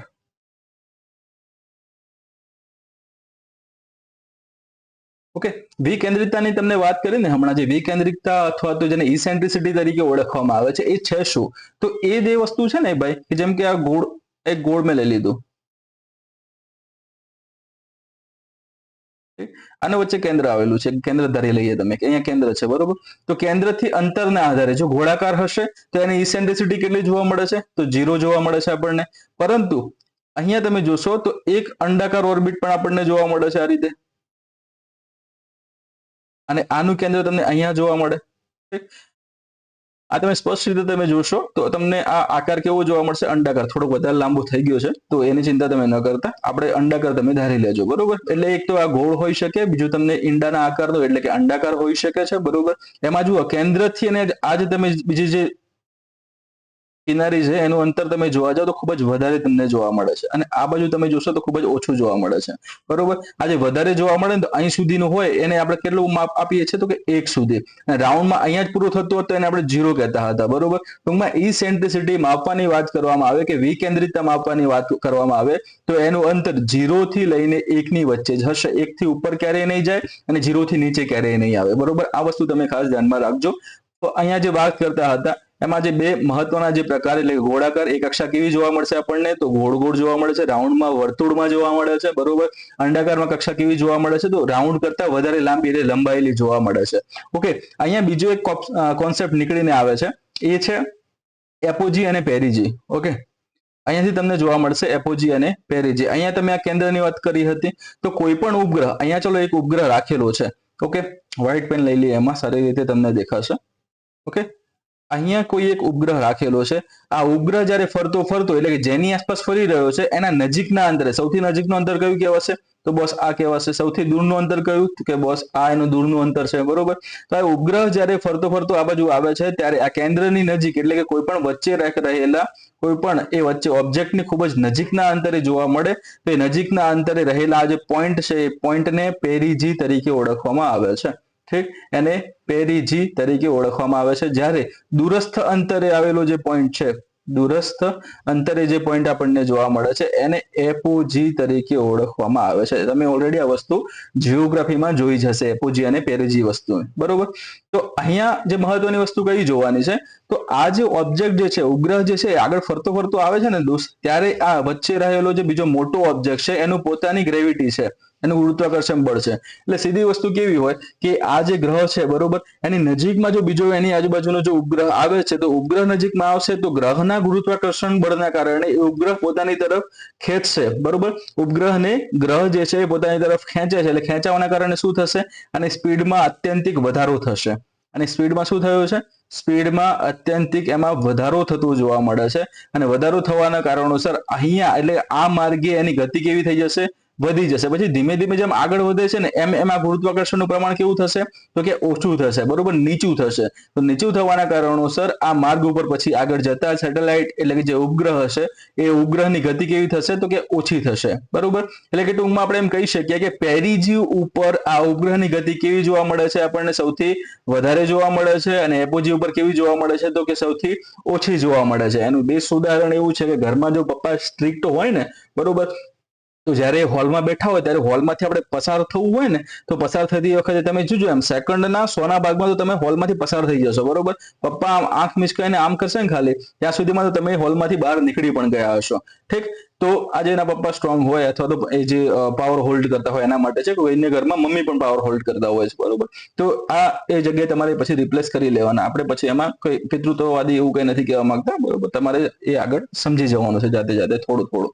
રેડી? તો ટૂંકમાં શું હતું કે જે જગ્યાએ એટલે કે જ્યારે મોટો ઓબ્જેક્ટ છે એની બાજુમાં જ્યારે નાનો ઓબ્જેક્ટ આવે છે ત્યારે એ ગુરુત્વાકર્ષણ બળના કારણે એની માર્ગ ઉપર જે ફરવાની ગતિ છે, ગતિમાં શું થશે? અચાનક વધારો થતો જોવા મળે છે, બરોબર?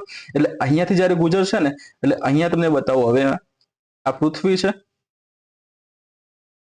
અને એની આસપાસ આવેલી આ એક અંડાકાર કક્ષા છે અને આ કોઈ ઓબ્જેક્ટ છે. હવે ઓબ્જેક્ટમાં તમને શું જોવા મળે છે? તો કે આ જે ઓબ્જેક્ટ જે છે ને અહીંયાથી ગતિ કરીને આગળની તરફ જઈ રહ્યો છે. તો પૃથ્વી આવી ગઈ છે, તો પૃથ્વી આવે છે તો આગળ જોજો, તમે સ્પીડ જોજો ખાલી. અહીંયાથી આમ જેવું જશે ને ફટાક લઈને સ્પીડમાં આગળ વધી જશે, પછી ધીમે ધીમે આગળ વધશે, ધીમે ધીમે ધીમે આગળ જશે, બરોબર? પછી જેમ જેમ પૃથ્વીના નજીક આવશે એમ એમ એની સ્પીડ વધી જશે, વધીને પાછી ધીમી થઈ જશે. પાછી પૃથ્વી નજીકમાં આવે છે તો પાછી સ્પીડ વધી જશે. ઓકે, તો જે સમજાવવા માંગુ છું એ વસ્તુ આ છે બોસ, બરોબર? રેડી? તો આટલી વસ્તુ તમારે ધ્યાનમાં રાખવાની છે. જે આકારમાં મુખ્ય આકાર કયા કયા? તો ગોળાકાર અને બીજો જોવા મળે છે આપણને અંડાકાર, બરોબર? હવે જે મહત્વના જે બે પ્રકાર આપણે જોતા હતા અહીં આગળ કે બે પ્રકારમાં, કે પહેલો પ્રકાર કયો છે? આકારના આધારે એક તો ધ્રુવીય કક્ષા અને બીજો હતો વિષુવવૃત્તીય કક્ષા.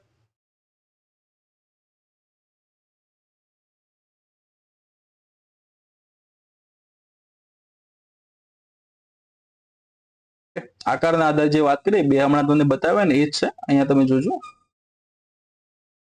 વર્તુળાકાર અને અંડાકાર, અને એના પછીની જે વિભાવના જે છે અહીંયા આગળ છે કે એમના ઝુકાવના આધારે, નમાવના આધારે જે પ્રકાર છે એ તમને અહીંયાથી આપડશે. ઓકે, તો એટલું ખાલી એમાં ચેક કરી લેજો તમે. ચેક એટલે ફાઇનલ જ છે, તમે એટલું સુધારજો. રેડી? હવે નેક્સ્ટ પ્રકાર એના લઈ લઈએ આપણે.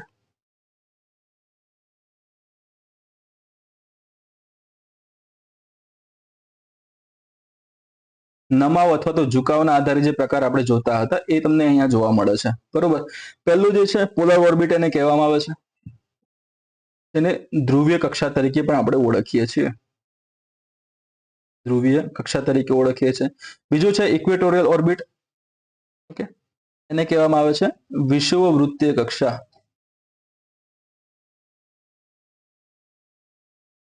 અને ત્રીજો છે અહીંયા આગળ ઇન્ક્લાઇન ઓર્બિટ છે, એટલે કે એને કોણીય કક્ષા તરીકે ઓળખવામાં આવશે. કોણીય કક્ષા.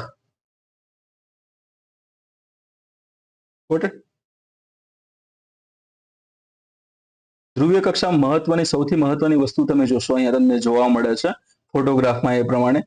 તો અહીંયા જુઓ, આ વચ્ચેથી લાઈન નીકળે છે એટલે આ તમારો નોર્થ પોલ થઈ ગયો, અને તમને નીચે જોવા મળે છે એ છે સાઉથ પોલ. આ થઈ ગયો આપણો નોર્થ પોલ, અને નીચે જોવા મળે છે સાઉથ પોલ. એટલે કે આની ગતિ કઈ દિશામાં હશે? તો પોલ ટુ પોલ આપણને જોવા મળે છે. બરોબર, પોલ ટુ પોલ એની ગતિ જોવા મળે છે નોર્થ ટુ સાઉથ તરફ. ઓકે, તો પોલ ટુ પોલ આની ગતિ જોવા મળે છે. એમાં તમે ખાસ કરીને હવે આને એક ગોળો તમે ધારી લો, અને ગોળો ધાર્યા બાદ એના બે ભાગ તમે કરો છો. કોની સાપેક્ષે? તો કે વિષુવવૃત્તની સાપેક્ષે આના ભાગ કરવાની વાત છે. બરોબર, તો આ વિષુવવૃત્ત અહીંયાથી નીકળી રહી છે, આને આપણે ઇક્વેટર તરીકે ઓળખીએ. બરોબર, તો ઇક્વેટર આપણને 0 ડિગ્રીએ જોવા મળે છે. હવે તમે જુઓ, પોલ ટુ પોલ આ તરફે ગતિ કરે છે, અને અહીંયા આગળ વિષુવવૃત્તની સાપેક્ષે તમે જોવા જાઓ અહીંયા આગળ, તો અહીંયા એક કોણ બને છે. ઠીક, તો આ એક્ઝેક્ટ આ કોણ કેટલો છે? તો 90 ડિગ્રીનો કોણ છે. ઓકે, આ કોણ કેટલો બને છે? 90 ડિગ્રીનો. તો ધ્રુવીય કક્ષા તમે જોશો તો ધ્રુવીય કક્ષા જે છે એ વિષુવવૃત્તના સાપેક્ષમાં 90 ડિગ્રીનો ખૂણો બનાવે છે. બરોબર, તો સીધી વસ્તુ આને જોવા જઈએ વ્યાખ્યાની રીતે, તો વિષુવવૃત્તની સાપેક્ષમાં 90 ડિગ્રીનો ખૂણો બનાવતી કક્ષાને ધ્રુવીય કક્ષા તરીકે ઓળખવામાં આવે છે. એટલે આની ત્યાં વિભાવના, આની જે વ્યાખ્યા છે ત્યાં પૂર્ણ થશે. બરોબર, અને અહીંયા તમે જોશો તો આ જે બનાવતી જે કક્ષાને ધ્રુવીય કક્ષા તરીકે આપણે ઓળખી, જે પૃથ્વીના બંને ધ્રુવોને સમાનાંતર હશે. બરોબર, એટલે આ જે બંને ધ્રુવ છે એ ધ્રુવને કેવી હશે? સમાનાંતર આપણને જોવા મળે છે. ઓકે, બંને ધ્રુવોને કેવી જોવા મળે છે? સમાનાંતર જોવા મળે છે. એના પછી વિષુવવૃત્તીય કક્ષાની આપણે વાત કરીએ, તો અહીંયા તમે જુઓ, આ 0 ડિગ્રી આપણે ધારતા હતા. બરોબર, 0 ડિગ્રી અહીંયા આગળ ધારી હતી. અહીંયાથી જો આ કક્ષા જાય છે, અહીંયા કર્કવૃત્તની ત્યાં આગળ વાત કરી છે, નીચે તમને અહીંયા આગળ મકરવૃત્ત જોવા મળે છે. પરંતુ વિષુવવૃત્તીય કક્ષા એટલે શું એની વાત કરીએ તો પૃથ્વીનું જે વિષુવવૃત્ત છે, પૃથ્વીના વિષુવવૃત્ત ની સમાનાંતર અવકાશમાં સ્થિત કક્ષા કોઈ હોય, અવકાશમાં સ્થિત કક્ષા જે છે એને વિષુવવૃત્તીય કક્ષા તરીકે ઓળખવામાં આવે છે. ટૂંકમાં વિષુવવૃત્તને સમાનાંતર હોવી જોઈએ. જુઓ અહીંયા આગળ શું છે, આ વિષુવવૃત્ત અહીંયાથી નીકળે છે 0 ડિગ્રી. બરોબર, તો આ પ્રકારે હોય, આની સમાનાંતર ત્યાં આગળ રહેલી હોય. બરોબર, તો એને કઈ કક્ષા કહેવામાં આવે છે? તો વિષુવવૃત્તીય કક્ષા. આમાં શું થશે? તો ઉપગ્રહ જે છે ને પૃથ્વીના આ રીતે આમ ગોળ ગોળ આ પ્રમાણે ત્યાં આગળ ગતિ કરતા હશે, એની આસપાસ આમ ફરતા હશે. બરોબર, પોલર ઓર્બિટમાં કઈ રીતે હતા? તો કે આમ હતા, નોર્થ ટુ સાઉથ એ પ્રમાણે. બરોબર, ઇન્ક્લાઇનમાં કઈ રીતે જોવા મળશે? તો કોઈ આ ઓબ્જેક્ટ ત્યાં આગળ આપી દીધો છે, તો ઓબ્જેક્ટની આજુબાજુમાં આમ પણ ફરતા હોય, આમ પણ ફરતા હોય, અને આમ પણ ફરતા હોય. બરોબર, એને કઈ નક્કી ના હોય, ટૂંકમાં ઝુકાવ તમને જોવા મળશે. ઓકે, બીજી ત્યાં આગળ વસ્તુ તમે જોશો આની અંદર, તો જે વિષુવવૃત્તના સાપેક્ષમાં, બરોબર, આ કક્ષાની વાત કરીએ, એટલે કે વિષુવવૃત્તીય કક્ષા જે છે એ વિષુવવૃત્ત જે છે એના સાપેક્ષમાં 0 ડિગ્રીનો અથવા તો 180 ડિગ્રીનો ખૂણો ધરાવે છે. ઠીક, 180 ડિગ્રી કઈ રીતે? આ ભાગ છે, વચ્ચેથી પસાર થાય છે. બરોબર, તો ગોળો જે છે, ગોળો 360 ડિગ્રીનો હોય. ઠીક, એના બે ભાગ કરવામાં આવે એટલે વચ્ચેથી પસાર થાય એટલે બે ભાગ થઈ જાય, તો કેટલા ડિગ્રી બની જાય? ડાયરેક્ટલી 180 ડિગ્રી, એટલે 180 ડિગ્રી એ રીતે. પરંતુ તમે અહીંયા તમે જોશો તો 0 ડિગ્રી, એટલે કે એમણે એમ વાત કરેલી છે કે વિષુવવૃત્તની સમાંતર પછી ગમે ત્યારે હોઈ શકે અવકાશમાં, બરોબર. તો એ રીતે આપણે જોવા જઈએ તો એ પછી 0 ડિગ્રી પણ ત્યાં આગળ બનાવી શકે છે. એટલે આ બંને વસ્તુ ત્યાં આગળ આવશે, 0 ડિગ્રી અને 180 ડિગ્રી, આ બંનેની ત્યાં વાત કરીએ એટલે એ જે કક્ષા બનશે એને કહેવામાં આવે છે વિષુવવૃત્તીય કક્ષા. ધેન કોણીય કક્ષાની વાત કરીએ તો કોણીય કક્ષા શું છે, તો પૃથ્વીની જે વિષુવવૃત્તીય રેખા જે છે અને ઉપગ્રહની કક્ષા વચ્ચેનો જે ખૂણો ધરાવતી જે કક્ષાઓ હોય, ટૂંકમાં મારે એને તમારે કેવું હોય તો ઉપર જુઓ 90 ડિગ્રીની વાત આપણે કરી હતી, પછી કઈ વાત કરી, 0 ડિગ્રીની વાત કરી, પછી કઈ તો 180 ડિગ્રી. તો આ ત્રણે ત્રણ કક્ષાઓની આપણે ઉપર વ્યાખ્યા એની સ્પષ્ટ કરી નાખી છે, બરોબર. તો આ જે ત્રણે ત્રણ કક્ષાઓ જે છે એ સિવાયની આ ત્રણ સિવાયનો ખૂણો બનાવતી કક્ષા કોઈ હોય તો એને કોણીય કક્ષા તરીકે ઓળખવામાં આવશે, કોણીય કક્ષા તરીકે ઓળખવામાં આવશે, બરોબર. આટલી વસ્તુ ક્લિયર થઈ ગઈ. આ ખાસ તમે નમાવ અને ઝુકાવના આધારે જે વાત કરી રહ્યા હતા એ વસ્તુ અહીંયા તમને જોવા મળે છે, બરોબર. ધ્રુવીય કક્ષા, વિષુવવૃત્તીય કક્ષા અને કોણીય કક્ષાની ત્યાં આપણે ચર્ચા કરી છે, ઠીક. તો આટલું તમારે એમાં ધ્યાનમાં રાખવાનું છે. હવે ઊંચાઈને આધારે કક્ષાના પ્રકારો છે, આગળ તમને બતાવ્યું હતું એ પ્રમાણે ઊંચાઈના આધારે ટોટલ 3 પ્રકાર પડતા હતા. કયા કયા હતા, તો કે લો અર્થ ઓર્બિટ આવે છે, એના પછી મીડિયમ અર્થ ઓર્બિટ આવે છે અને એના પછી હાઈ અર્થ ઓર્બિટ આવે છે, બરોબર. તો પહેલો પ્રકાર જે આપણને જોવા મળે છે એ છે લો અર્થ ઓર્બિટ.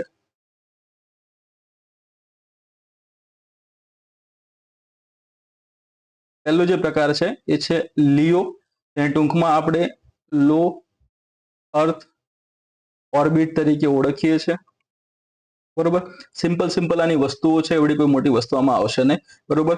એમ છતાં પણ આગળ એક એક્સ્ટ્રા સ્લાઇડ લઈને ફરીથી તમને હું બતાવી દઉં કે આ વસ્તુ જે લો અર્થ ઓર્બિટ ને બધું કેમ કામ કરે છે, કઈ રીતે આવેલી છે. પૈસા તમે એના જ આપેલા છે ભાઈ, અમુકને એમ કદાચ થતું હોય કે એક્સ્ટ્રા આટલું બધું આ તે પૂછાતું નથી, પૂછાય છે, હું તમને બતાવીશ, બરોબર. એટલે ક્યારે ફેકલ્ટી, હું મારી વાત નથી કરતો, બીજી કોઈ પણ ફેકલ્ટી જલ્દી તમારે અંડર એસ્ટિમેટ નહીં કરવાના, બરોબર. એ બતાવે કરી જ લેવાનું. પછી કદાચ એવું થાય કે ભાઈ તમે ના કર્યું હોય ને પરીક્ષામાં એ જ પૂછાય. અમે એટલા માટે જ ભણાવતા હોઈએ કે પરીક્ષામાં એ ટોપિક પૂછાયેલો હોય, એમાંથી કંઈક ના કંઈક પ્રશ્નો વધારે પૂછાતા હોય તો જ અમે વસ્તુ પર ભાર આપતા હોઈએ, બરોબર. એટલે એ પણ તમારે ધ્યાનમાં રાખવાનું છે. નો ડાઉટ તમે હોશિયાર છો જ બધા, બરોબર.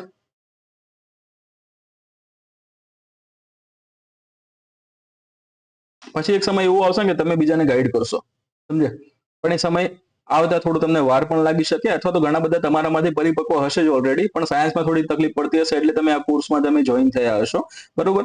તો ઓલરેડી તમે ગાઈડ કરતા હશો તો તમને આ વસ્તુની પણ ખબર હશે જ. એમ કે અમુક ફેકલ્ટી હોય છે દાટ વાળતા હોય છે સિલેબસનો, આપણે એવું નથી કરતા. આપણે તમે આપ્યા છે પૈસા તો તમને હું વસૂલ કરીને આપીશ, બસ આટલું મને ખબર છે. બીજાની નોટ્સ કદાચ અમુક તો વાયદા કરતા હોય કે 40 પેજની નોટ બને, 50 પેજની, 40-50 પેજની કોઈ દિવસ નોટ જ ના બને ભાઈ, બરોબર. જે ક્લાસ નોટ્સ હોય 40-50 પેજની બને તો સમજી લેવાનું તમારે કે એ વસ્તુ ભણાવીશું ત્યાં આગળ તમને, બરોબર. તમારી જે પોતાની જે સેલ્ફ નોટ જે બનાવો ને તમે ક્લાસ નોટ ઉપરથી, બરોબર, એ 40 પત્તાની હોય ને કે 50 પત્તાની હોય તો એ વસ્તુ ઓકે છે, કારણ કે તમે શું કર્યું એનો સાર લખેલું છે ભાઈ, એટલા માટે, બરોબર. પરંતુ ઘણી બધી ફેકલ્ટી એવો દાવો કરતી હોય છે ક્લાસમાં કે આપણે 40 થી 50 પત્તા કે 100 પત્તાની આપણે ક્લાસ નોટ બની જશે મસ્ત, એમાંથી બધું આવશે. કોઈ દિવસ ના આવે. કોઈ એવો દાવો કરતી હોય ફેકલ્ટી તો એ 100 પત્તાની નોટ લઈને મારી પાસે આવું, હું તમને બતાવીશ. મારી ખુદની જે આપણે આ સાયન્સ એન્ડ ટેકનોલોજીની વાત કરીએ ને એની નોટ્સ હશે એ 250 થી 300 પત્તા સુધી પહોંચશે, 300 થી 320 સુધી પહોંચશે, બરોબર. આની તૈયારી તમારે રાખવાની છે. મૃણાલ પટેલ સરનું હેન્ડઆઉટ તમે જોયું છે ને, 800-1000 પેજનું હોય છે, પરંતુ એમાંથી કઈ બહાર જતું નથી. એટલે એટલો તમારે પછી મારા ઉપર ટ્રસ્ટ રાખવાનો છે. પછી તમારે એમ કે ભાઈ આટલા બધા પેજ તમે હેન્ડ રિટન લખેલી હશે, હેન્ડ રિટનના તમે જો 250 કે 300 પત્તાની વાત આપણે કરીએ તો એટલા પેજ તમે જોશો ને, 250 થી 300 પેજ, એ તમે જો આમ છાપેલા તમે જોવા જાઓ ને તો 150 થી 200 પેજમાં એ વસ્તુ આવી જાય, ઓકે. હવે નાના અક્ષર કરો તો પછી 100 પત્તા જે પેલા સાહેબ વાત કરતા હતા એ પણ એ નોટ્સની વાત એ કરતા હતા, બરોબર. 100 પત્તા પ્રિન્ટેડ નોટ્સની વાત નહોતા કરતા, ઓકે. ચલો એ ઠીક છે, જે હોય તે એ ભાઈ જોશે, એ ભાઈ બધા ભોગવશે. કક્ષાના પ્રકારો એટલે કે ઊંચાઈને આધારે જે કક્ષાના પ્રકારો છે એની વાત કરીએ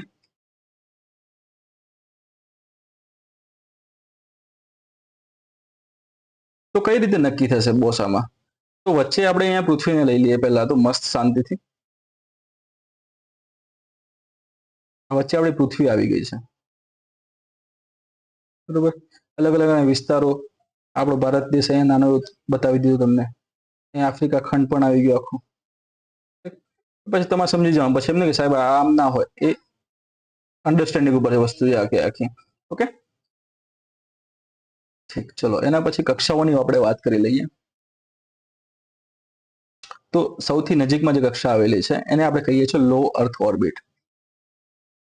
એના ઉપર જે કક્ષા આવેલી છે એને આપણે કહીએ છીએ મીડિયમ અર્થ ઓર્બિટ. આવું નથી હોતું, બરોબર. આ થોડું પેન આગી પાછી થઈ જાય, ડિજિટલ પેન છે એટલા માટે. બોર્ડ ઉપર દોરતા હોય કદાચ આનાથી પણ સારું દોરી શકીએ, પણ અહીંયા નથી સગવડ. ઓકે, એ તો પાછા અમુક પાછા કે હતું કે આમ થોડું હોય ભાઈ, ના જ હોય. સાચી વાત છે ભાઈ. ચલો, આ જે ફર્સ્ટ છે એને શું કહેવામાં આવે છે? તો આ છે લો અર્થ ઓર્બિટ. આ સેકન્ડ છે એને શું કહેવામાં આવે છે? તો આ છે મીડિયમ અર્થ ઓર્બિટ. અને જે લાસ્ટમાં છે એને શું કહેવામાં આવે છે? તો એને કહેવામાં આવે છે હાઈ અર્થ ઓર્બિટ. આટલી વસ્તુ ક્લિયર થઈ ગઈ. આ પૃથ્વી છે, પૃથ્વીની ઊંચાઈ અહીંયા તમે જોશો તો પૃથ્વીના કેન્દ્રથી લઈને એની ઊંચાઈ એક તો નક્કી કરવામાં આવે છે, અને બીજું સમુદ્ર સપાટીથી એની ઊંચાઈને નક્કી કરવામાં આવે છે, બરોબર. હવે સમુદ્ર સપાટી અથવા સપાટીથી એની ઊંચાઈ તમે જોવા જાવ તો સપાટીથી ઊંચાઈમાં તમે જોશો તો લીઓ તમને ફર્સ્ટ ત્યાં જોવા મળે છે 160 થી લઈને 2000 કિલોમીટરની ઊંચાઈ પર. ઓકે, 160 થી લઈને 2000 કિલોમીટરની ઊંચાઈ તમને શું જોવા મળે છે? લીઓ જોવા મળે છે. મીઓની વાત કરીએ તો 2000 કિલોમીટરથી લઈને 35,786 કિલોમીટર સુધી તમને કોણ જોવા મળે છે? મીઓ જોવા મળશે. અને આ 35,786 એટલે કે 786 કિલોમીટરની ઊંચાઈએ તમને શું જોવા મળે છે? હિયો. હિયોમાં કોણ હતા? તો કે જીઓ સિંક્રોનસ ત્યાં જોવા મળે છે આપણને, અને બીજો કયો જોવા મળે? જીઓ સ્ટેશનરી જોવા મળતી હતી. ઠીક, તો આ શું છે? પૃથ્વી સપાટીથી એની ઊંચાઈને આધારે, કે પૃથ્વી સપાટીથી તમે 160 કિલોમીટર પહોંચશો ને તો 160 કિલોમીટરથી લઈને 200 કિલોમીટર સુધીનો જે વિસ્તાર હશે એને આપણે લો અર્થ ઓર્બિટ કહીશું, બરોબર. 200 કિલોમીટરથી લઈને, બરોબર, સોરી 2000 કિલોમીટર સુધીનો, 2000 કિલોમીટરથી લઈને 35,786 કિલોમીટરનો જે 35,786 કિલોમીટર સુધીનો જે વિસ્તાર છે એને આપણે મીડિયમ અર્થ ઓર્બિટ તરીકે ઓળખીએ છીએ. જ્યારે હાઈ અર્થ ઓર્બિટ કેટલા અંતરે આવશે? તો 35,786. લમસમ ઘણી જગ્યાએ આંકડો લખેલો હશે 36,000 કિલોમીટર. ચલો, આ વસ્તુ પણ તમને હું અહીંયા કહી દઉં છું, પછી તમને અલગ અલગ બુક્સમાં પ્રોબ્લેમ જે થાય છે એ ન થાય. લમસમ આંકડો કેટલો છે? તો કે 36,000 આપણે ધારી લઈએ છીએ, બરોબર. બાકી એક્ઝેક્ટ આંકડો તમે જોશો તો એક્ઝેક્ટ છે 35,786 કિલોમીટર. ગોળ ગોળ તમે આંકડો જોવા જાઓ તો એ છે 36,000 કિલોમીટર. એટલે બંને આંકડા આપેલા હોય પેપરમાં, જો આ આંકડો આપેલો હોય ને 35,786 કિલોમીટર, તો એ તમારે આંખ બંધ કરીને ટીક કરી દેવાનો છે. અને આ ન આપેલો હોય ને એની જગ્યાએ 36,000 આપેલો હોય તો 36,000 પણ સાચો જ છે, બરોબર. બંને આંકડા ગવર્મેન્ટ આપે છે એટલે એ તમારે ચિંતા કરવાની નથી. આ બંને સાચા છે, પણ જ્યાં સુધી એક્ઝેક્ટ તમને અંતર આપેલું હોય ત્યાં સુધી તમારે એની રાઉન્ડ ફિગરમાં જે અંતર આવતું હોય એના ઉપર જવાનું નથી. ઓકે, બીજી વસ્તુ આ તો ક્લિયર જ છે, આમાં કોઈ વાંધો આવતો નથી. ઘણી બધી બુક્સ તમે જોશો તો એમાં લખેલું છે 90 થી લઈને 2000 કિલોમીટર, અમુકમાં 150 થી 2000 કિલોમીટર એવું લખેલું છે. પરંતુ ઈસરો જે છે, ઈસરો 160 કિલોમીટર આપે છે, બરોબર. ઈસરો પાસેથી જે ડેટા મળે છે એ ડેટામાં એ 160 નો આંકડો યુઝ કરે છે. એટલા માટે આપણે અહીં આગળ પણ 160 કિલોમીટરથી લઈને 2000 કિલોમીટરની ઊંચાઈએ જે કક્ષા આવેલી છે એને લો અર્થ ઓર્બિટ તરીકે જ ઓળખશું. ગુજરાતીમાં તમે એ નામ જુઓ એના, તો આ છે નિમ્ન ભૂકક્ષા તરીકે એને ઓળખવામાં આવે છે, અથવા તો નીચલી ભૂકક્ષા તરીકે એને ઓળખવામાં આવે છે. મીઓ જે છે મીડિયમ અર્થ ઓર્બિટ એને મધ્યમ ભ્રમણ કક્ષા તરીકે ઓળખવામાં આવે છે. મધ્યમ પૃથ્વી ભ્રમણ કક્ષા તરીકે ઓળખવામાં આવે છે. અને હાઈ છે એને ઉચ્ચ પૃથ્વી ભ્રમણ કક્ષા તરીકે એને ઓળખવામાં આવશે. અને જે પેલા બંને પ્રકાર જે હતા, આગળ જતા હું તમને એના નામ પણ દઈશ, કે એક છે જીઓસિંક્રોનસ. જીઓસિંક્રોનસ એનું ગુજરાતી શબ્દ છે ભૂસમક્રમિક, બરોબર. અને બીજો છે જીઓ સ્ટેશનરી, એનો ગુજરાતી શબ્દ છે ભૂસ્થિર. બરાબર, તો આટલી બેઝિક માહિતી હતી. હવે તમને એના પછી ડાયરેક્ટ પેલા ફોટોગ્રાફ્સ ઉપર લઈ જઈશ તો તમને ખબર પડશે કે વસ્તુ આ શું હતી. બાકી ડાયરેક્ટ આ શું થાય ખબર છે? કે તરતા આવડતું ના હોય ને દરિયામાં, એટલે કે છેક જે ડીપ સી હોય ને ત્યાં જઈને ફેંકી દીધા તો શું થશે? મરી જવાય, બરોબર. આપણે મારવા નથી, આપણે તારવાના જ છે બોસ. બરોબર. તો ફર્સ્ટ આપણે જોઈ રહ્યા છે એ છે લો અર્થ ઓર્બિટ, જેને આપણે લાંબુ એનું તમે નામ જોયું એ પ્રમાણે ગુજરાતીમાં નામ છે એનું નીચી પૃથ્વી ભ્રમણકક્ષા.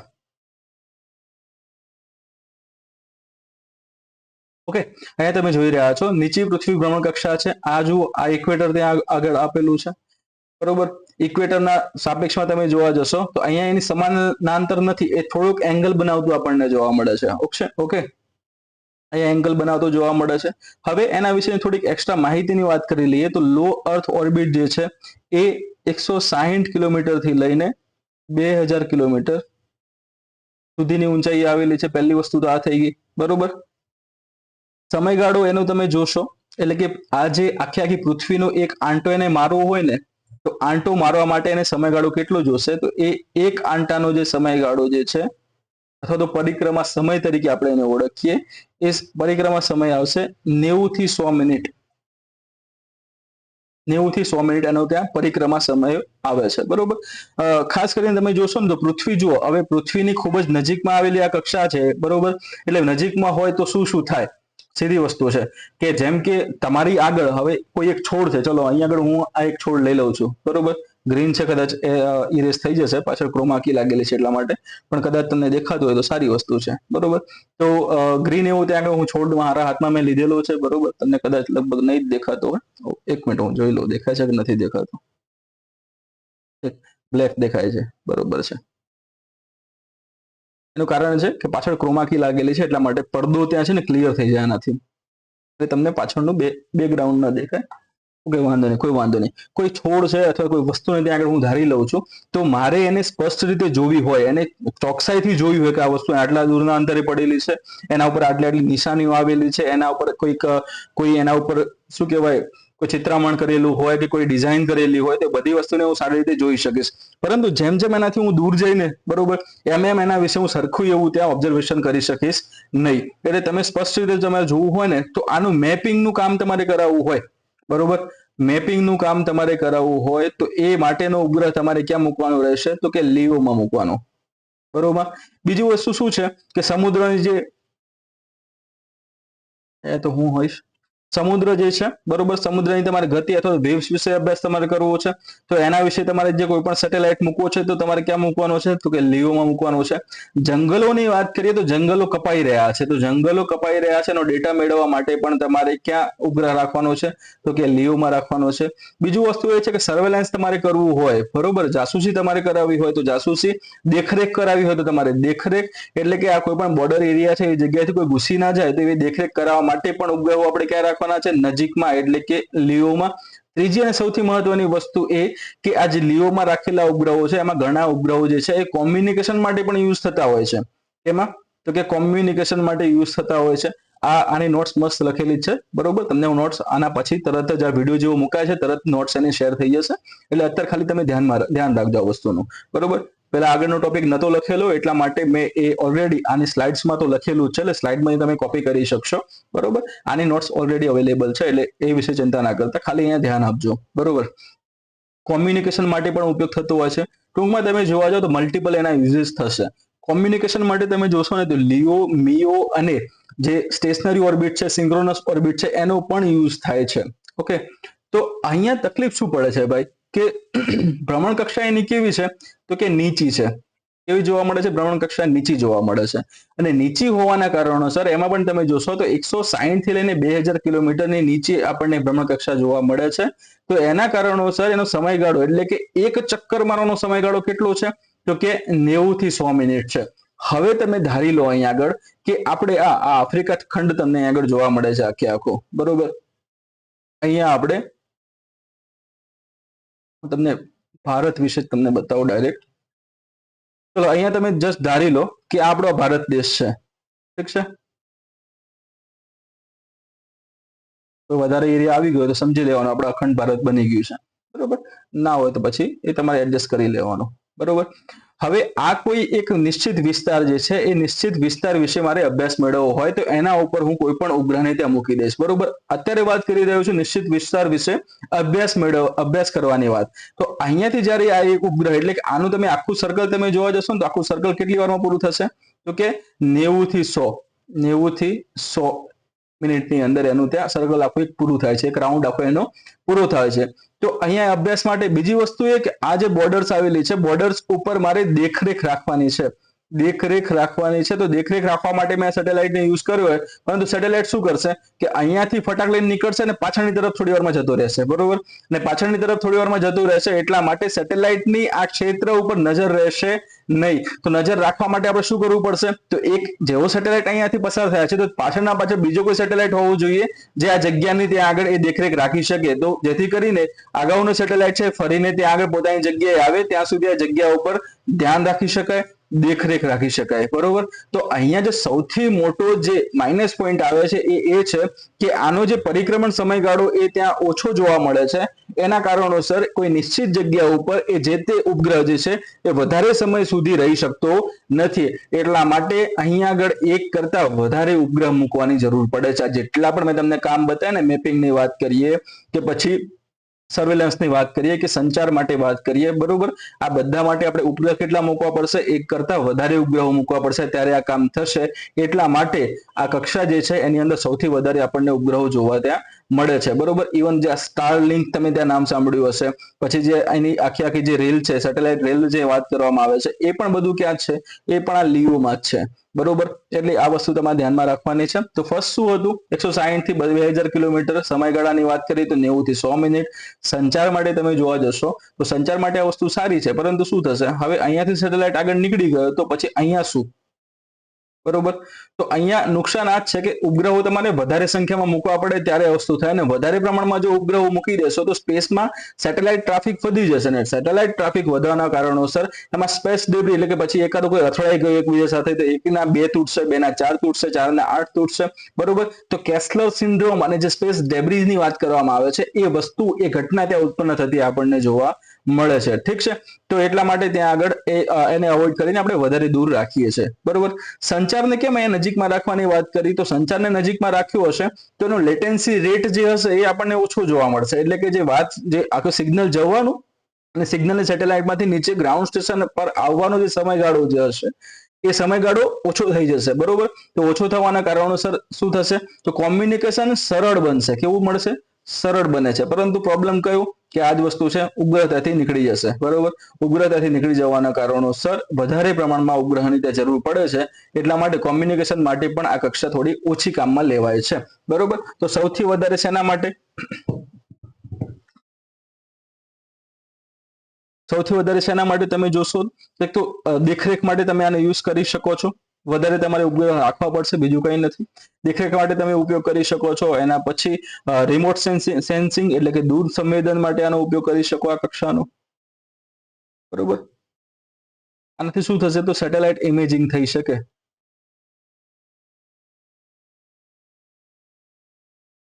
રેડી. તો આટલી રીતે એનો સૌથી વધારે અને સારો એવો ઉપયોગ થતો તમને જોવા મળે છે, બરોબર. એ સિવાય તમે જોશો તો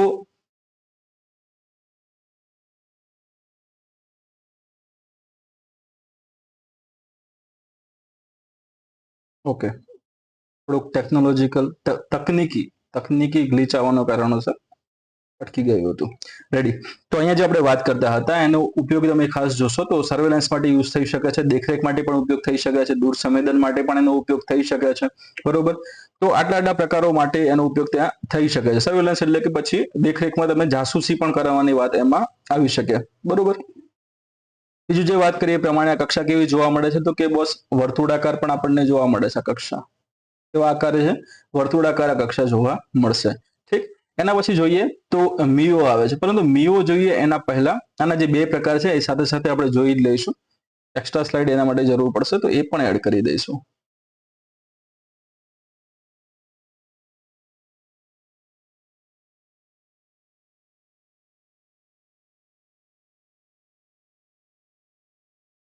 ઓકે, આપણે અગાઉ વાત કરી હતી એ પ્રમાણે કે લીઓ એટલે કે લો અર્થ ઓર્બિટ છે એના બે પ્રકાર પડતા હતા, બરોબર. એના કેટલા પ્રકાર પડે છે, તો કે બે પ્રકાર. પહેલો પ્રકાર કયો હતો, તો કે પોલાર ઓર્બિટ, જેને પીઓ તરીકે ઓળખવામાં આવે છે. બીજો પ્રકાર કયો છે, એસએસપીઓ, સન સિંક્રોનસ પોલાર ઓર્બિટ એને કહેવામાં આવે છે.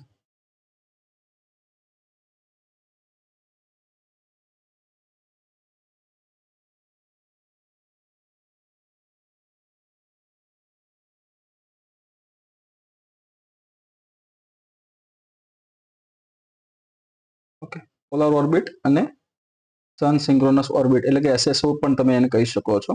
ઘણી વખત એક્ઝામમાં SSPO યુઝ નથી કરતા એટલા માટે SSO પણ એને કહેવાશે, SSPO પણ તમે એને યુઝ કરી શકો છો, એને વાંધો નથી. પરંતુ એક્ઝામ પ્રમાણે આપણે જોઈએ તો આ બે છે, બરોબર. પહેલો છે ધ્રુવીય કક્ષા, ધ્રુવીય કક્ષા, અને સેકન્ડ છે સૂર્ય સમક્રમિક કક્ષા. હવે સમક્રમિકમાં ઘણી વખતે કેવું થાય છે ખબર છે, મેં તમને કીધું હતું એ પ્રમાણે સિંક્રોનસ જે શબ્દ છે ને, સિંક્રોનસ, સિંક્રોનસ શબ્દ માટે ગુજરાતી આપણે સૂર્ય સમક્રમિક યુઝ કરીએ છીએ, સૂર્ય સમક્રમિક યુઝ કરીએ છીએ, બરોબર. પરંતુ ઘણી વખતે આને સૂર્ય સમક્રમિક નહીં, અહીંયા સમક્રમિક આવશે, સમક્રમિક આપણે યુઝ કરીએ છીએ, પરંતુ ઘણી વખતે તુલ્યકાલિક પણ લખેલું હોય છે, તુલ્યકાલિક. તો આ વર્ડ પણ સાચો જ છે, બરોબર. એમના વિચારતા સમક્રમિકની જગ્યાએ તુલ્યકાલિક લખેલું છે તો આ બીજું વસ્તુ ત્યાં આગળ આવી ગયું, ના, એ ખોટું જ છે, એને તમે ચિંતા ના કરતા, બરોબર. તમે એમ જ વિચારજો કે એક તો પહેલો શબ્દનો યુઝ કયો આવશે, સમક્રમિક આવશે. સમક્રમિક નથી વાપરે તેની જગ્યાએ ત્યાં તુલ્યકાલિક શબ્દ વાપરશે. જેમ કે અહીંયા સૂર્ય સમક્રમિક કક્ષા લખેલું છે ને, તો ઘણી વખતે પરીક્ષામાં એમ લખેલું હોય કે સૂર્ય તુલ્યકાલિક કક્ષા, તુલ્યકાલિક કક્ષા. તો આ તુલ્યકાલિક જે લખેલું છે એ શબ્દ પણ 100% સાચો જ છે, બરોબર. SSO ની વાત કરીએ તો એનું ઇંગ્લિશ નામ છે, એ છે સન સિંક્રોનસ ઓર્બિટ, એટલે કે SSO. PO નું છે પોલાર ઓર્બિટ. ઓકે, આ બે વસ્તુ તમારે ખાસ ધ્યાનમાં રાખવાની છે. પોલાર ઓર્બિટમાં કેવું હશે કે આ પોલ, આ પૃથ્વી જે છે, બરોબર, એના પોલ ટુ પોલ ત્યાં આગળ આની ઓર્બિટ જોવા મળશે, એટલે કે નોર્થ પોલ થી સાઉથ પોલ તરફ, બરોબર.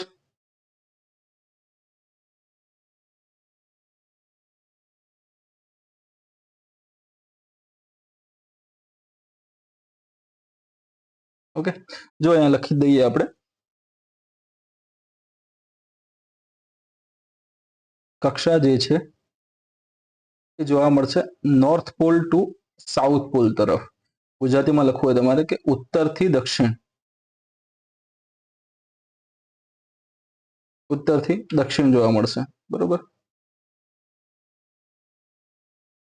ઊંચાઈની તમે જોશો તો ઊંચાઈ આવશે 200 થી 1000 કિલોમીટરની ઊંચાઈએ આ કક્ષા આવેલી છે. એટલે કે કોઈ તમારે ઉપગ્રહ એવું હશે કે જે તમારે સ્પેશિયલી તમે આ પ્રમાણે જોવા જાઓ ને કે અહીંયા બતાવવા પૃથ્વી જે છે, તમારે વારંવાર એમ વિચારો કે ના, ભારત ઉપર મારે સૌથી વધારે ઉપગ્રહ હું ત્યાં મૂકી શકું એમ છું, બરોબર. મૂક્યા બાદ મારે એનું કોન્સ્ટન્ટ ત્યાં આગળ એનું સર્વેલન્સ કરાવવું છે, એનું ત્યાં રિકોનેસન્સ માટે યુઝ કરવો છે, બરોબર. એટલે કે જાસૂસી અને દેખરેખ માટે કે ઇમેજિંગ માટે યુઝ કરવો છે, તો એવા બધા સેટેલાઇટ તમે ત્યાં ઉપર રાખશો, પોલ ટુ પોલ ગતિ કરી શકે એ પ્રમાણે, બરોબર. તો ઇમેજિંગ માટે પણ સૌથી વધારે ઉપયોગમાં છે, જાસૂસી માટે પણ એ ત્યાં ઉપયોગમાં લેવાઈ શકે છે. પરંતુ જાસૂસી માટે વધારે ઉપયોગમાં લેવું હોય ને તો એ અહીંયા આગળ એને SSO માં તમે મૂકી શકો છો. એના કારણે શું થશે, તો સન સિંક્રોનસ છે, બરોબર. એટલે કે શું, તો ટુ સિંક વિથ સન, બરોબર, સન સાથે સિંક થશે, એટલે કે જે બાજુ સૂર્યપ્રકાશ પડતો હશે એ તરફ ઝુકાવ રાખીને, એ કક્ષા હશે એ તરફ ઝુકાવ રાખીને એ પ્રમાણે મૂવ ત્યાં થતી હશે, જેના કારણે એ ઉપગ્રહ જેમ જેમ ત્યાંથી નીકળશે, જે જગ્યાએથી નીકળશે એ જગ્યાએ ત્યાં સૂર્યપ્રકાશ હોવાના કારણોસર એ જગ્યાને સૌથી વધારે રીતે સારી રીતે ત્યાં આગળ એના પર દેખરેખ રાખી શકાશે. એટલે આ એક વસ્તુ ત્યાં મહત્વની બને છે, બરોબર. તો 200 થી 1000 કિલોમીટરની ઊંચાઈ આવેલી છે. કઈ કક્ષા, તો કે પોલાર ઓર્બિટ છે, બરોબર. એમાં ઉપગ્રહ ની ગતિ જે છે કઈથી કઈ દિશા તરફ, તો કે ઉત્તરથી દક્ષિણ દિશા તરફ એની ગતિ આપણને જોવા મળે છે, બરોબર. તો શેના માટે, તો એક તો વાત કરીએ એ પ્રમાણે કે મેપિંગ છે, નિરીક્ષણની વાત કરીએ તો એના માટે આનો ઉપયોગ થતો ખાસ આપણને જોવા મળે છે. ઓકે, દેન એના પછી વાત કરીએ તો સામેની તરફ આવી જજો. હવે સન સિંક્રોનસ ઓર્બિટ છે, બરોબર, જેને સૂર્ય તુલ્યકાલિક કક્ષા તરીકે આપણે ઓળખીએ છીએ. આની ઊંચાઈ છે 600 થી 800 કિલોમીટર. ઓકે, 600 થી 800 કિલોમીટર ની જે ઊંચાઈ છે, ઊંચાઈ આપણી આ સન સિંક્રોનસ ઓર્બિટ આવેલી છે, બરોબર. આ જે કક્ષામાં જે છે એ ઉપગ્રહની ચોક્કસ ઊંચાઈ અને ઝુકાવના કારણે ઉપગ્રહને હંમેશા શું છે કે સૂર્યપ્રકાશ મળતો રહે છે. શું? સૂર્યપ્રકાશ મળતો રહે છે. કેમ? તો ચોક્કસ જે ઊંચાઈ અને ઝુકાવના કારણોસર. બરોબર. એટલે કે ટૂંકમાં શું ટુ સિંક વિથ સન્સ, જેમ જેમ તમે જોશો ને એમ સૂર્યની પણ ઘણી વખત દિશા, એટલે કે તમે જોશો એ પ્રમાણે કે થોડે એને તે એંગલ ચેન્જ થતો આપણને જોવા મળે છે. બરોબર, પૃથ્વીની સાપેક્ષમાં. તો જેમ જેમ સૂર્ય પોતાનો એંગલ ત્યાં ચેન્જ કરશે ને, બરોબર, એટલે સૂર્ય ત્યાં એંગલ ચેન્જ નથી કરતો, પરંતુ પૃથ્વી જે ભ્રમણ કરતી હોય ને એમ એનો ત્યાં એંગલ ચેન્જ થતો હોય છે. તો એના કારણોસર પછી ઘણી વખત એવું થાય કક્ષા જ્યાં હોય ત્યાં જ રહે અને પછી પૃથ્વી આમ ફરી જાય અને પછી આપણે જે ઉદ્દેશ્ય માટે ભારતના ઉપરથી ઉપગ્રહ પસાર થવો જોઈતો હતો એ પછી શ્રીલંકા ઉપરથી કાં તો નીચે મોરિશિયસ ઉપરથી પસાર થાય, સોરી માલદીવ્સ ઉપરથી પસાર થાય. બરોબર, તો એ પછી કઈ કામનું છે નહીં. એટલા માટે એની સાથે સાથે કક્ષા જે હશે એ કક્ષા પણ પોતાનું ત્યાં એ ઝુકાવ ત્યાં આગળ બદલશે સૂર્યના એંગલની સાથે સાથે. બરોબર, એટલે એને સૂર્ય તુલ્ય કાલિક કીધેલું છે. તો સૂર્યપ્રકાશ સતત મળતો રહેશે તો એ સારી રીતે ત્યાં આગળ જાસૂસી જેવા કામમાં એનો ઉપયોગ આપણે કરી શકીએ એમ છે. બરોબર. બીજું છે કે એનો ઉપયોગ દૂરસંચારમાં પણ ત્યાં થઈ શકે છે. દૂરસંચારમાં પણ થઈ શકે છે. અને ત્રીજી સૌથી મહત્વની વસ્તુ હતી કે આ પૃથ્વી છે, પૃથ્વીમાં આપણે ભારત દેશ ત્યાં ગણતા હતા. બરોબર, હવે એક જે ઉપગ્રહ જે છે ઉપગ્રહ અહીંયાથી નીકળ્યો, બરોબર, તો એક્ઝેક્ટ ટાઈમે અહીંયા જેમ કે 12 વાગીને 11 વાગે ત્યાંથી નીકળ્યો હોય, 12 વાગીને 11 મિનિટે ત્યાંથી નીકળ્યો હોય, બરોબર, તો ફરીથી એને આટલું ચક્કર પૂરું કરીને અહીંયાથી જ્યારે નીકળશે, બરોબર, ત્યારે 12 ને 11 નહીં હોય, ત્યારે પછી સમય કયો હશે ત્યાં બદલાઈ ગયો હશે. બરોબર, પરંતુ આપણે એમ કહી શકીએ કે આ એક જ સમય ત્યાંથી નીકળે છે પરંતુ જગ્યા શું થશે, ચેન્જ થઈ જશે. એનું કારણ શું? તો પૃથ્વી પણ ગોળ ત્યાં ફરે છે.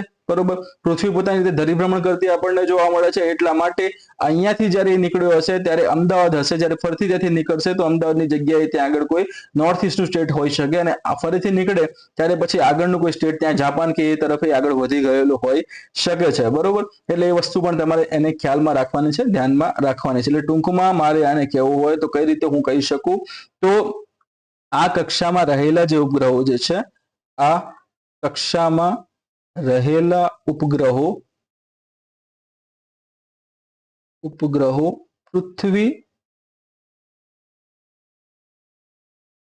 પૃથ્વી પરના કોઈ એક વિસ્તાર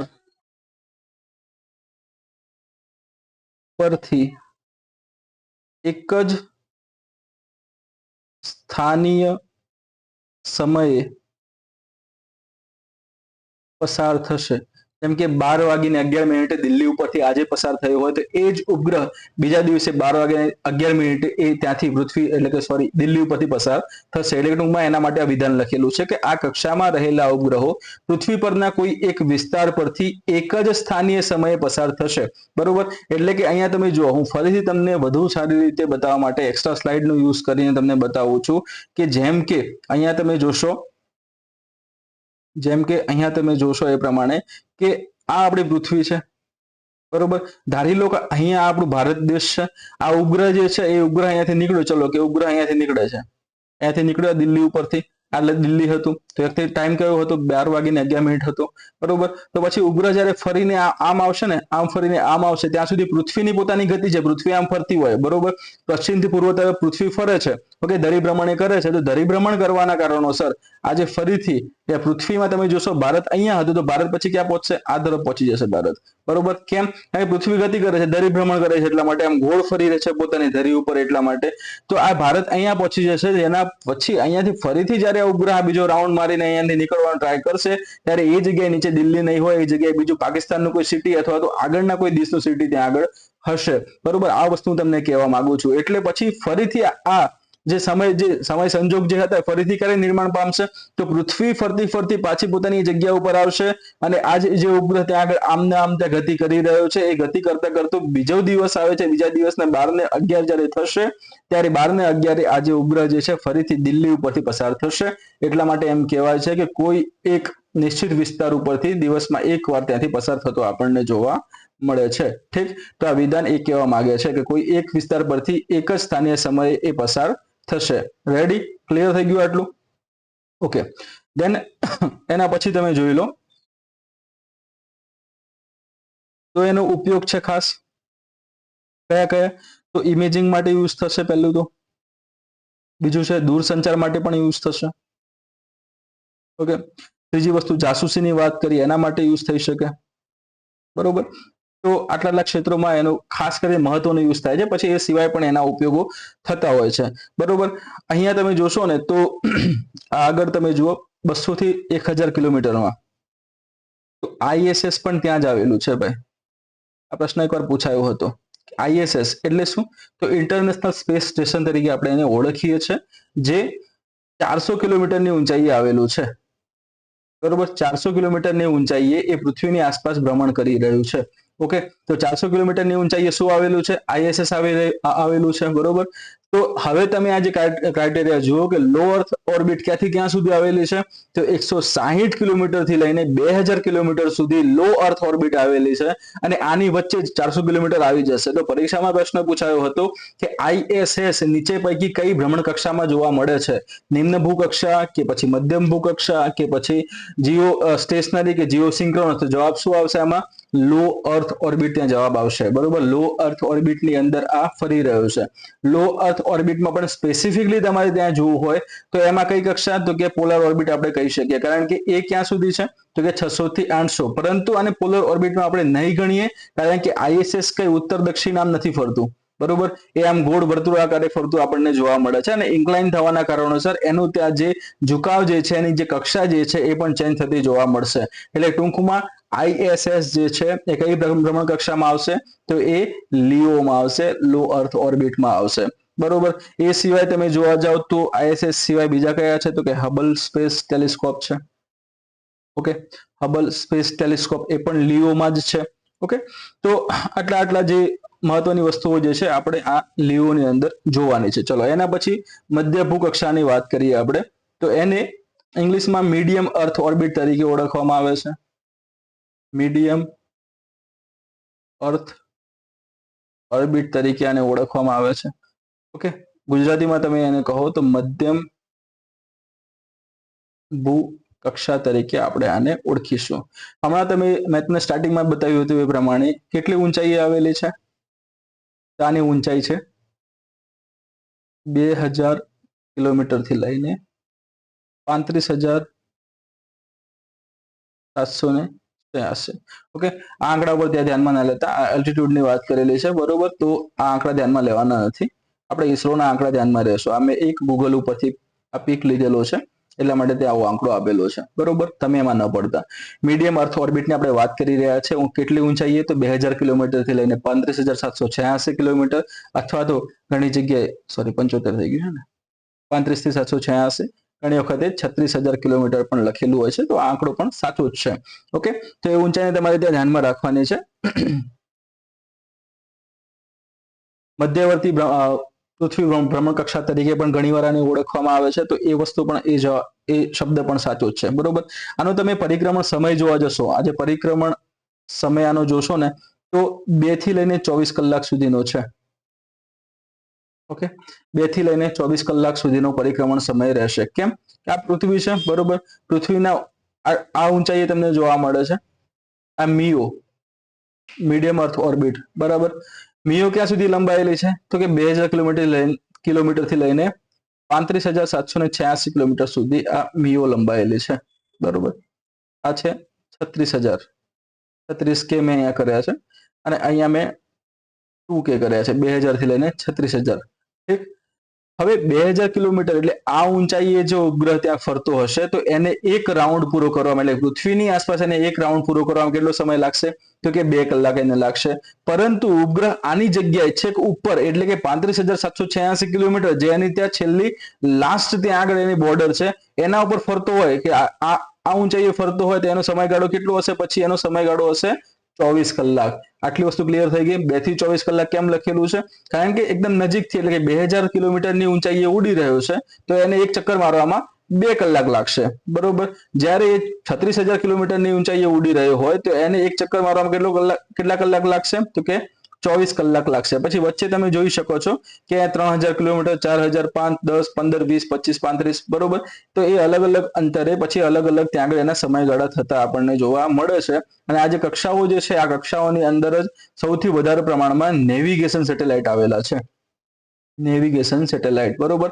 જે GPS ની વાત કરીએ તો GPS સેટેલાઇટ આની અંદર જીપીએસ ના પણ બધા સેટેલાઇટ આની અંદર આવેલા છે. ગ્લોબલ પોઝિશનિંગ સર્વિસ તરીકે આપણે જેને ઓળખીએ છીએ તે. ઓકે, આના જે મુખ્ય કાર્યની આપણે વાત કરીએ ડાયરેક્ટ હવે, તો કાર્ય છે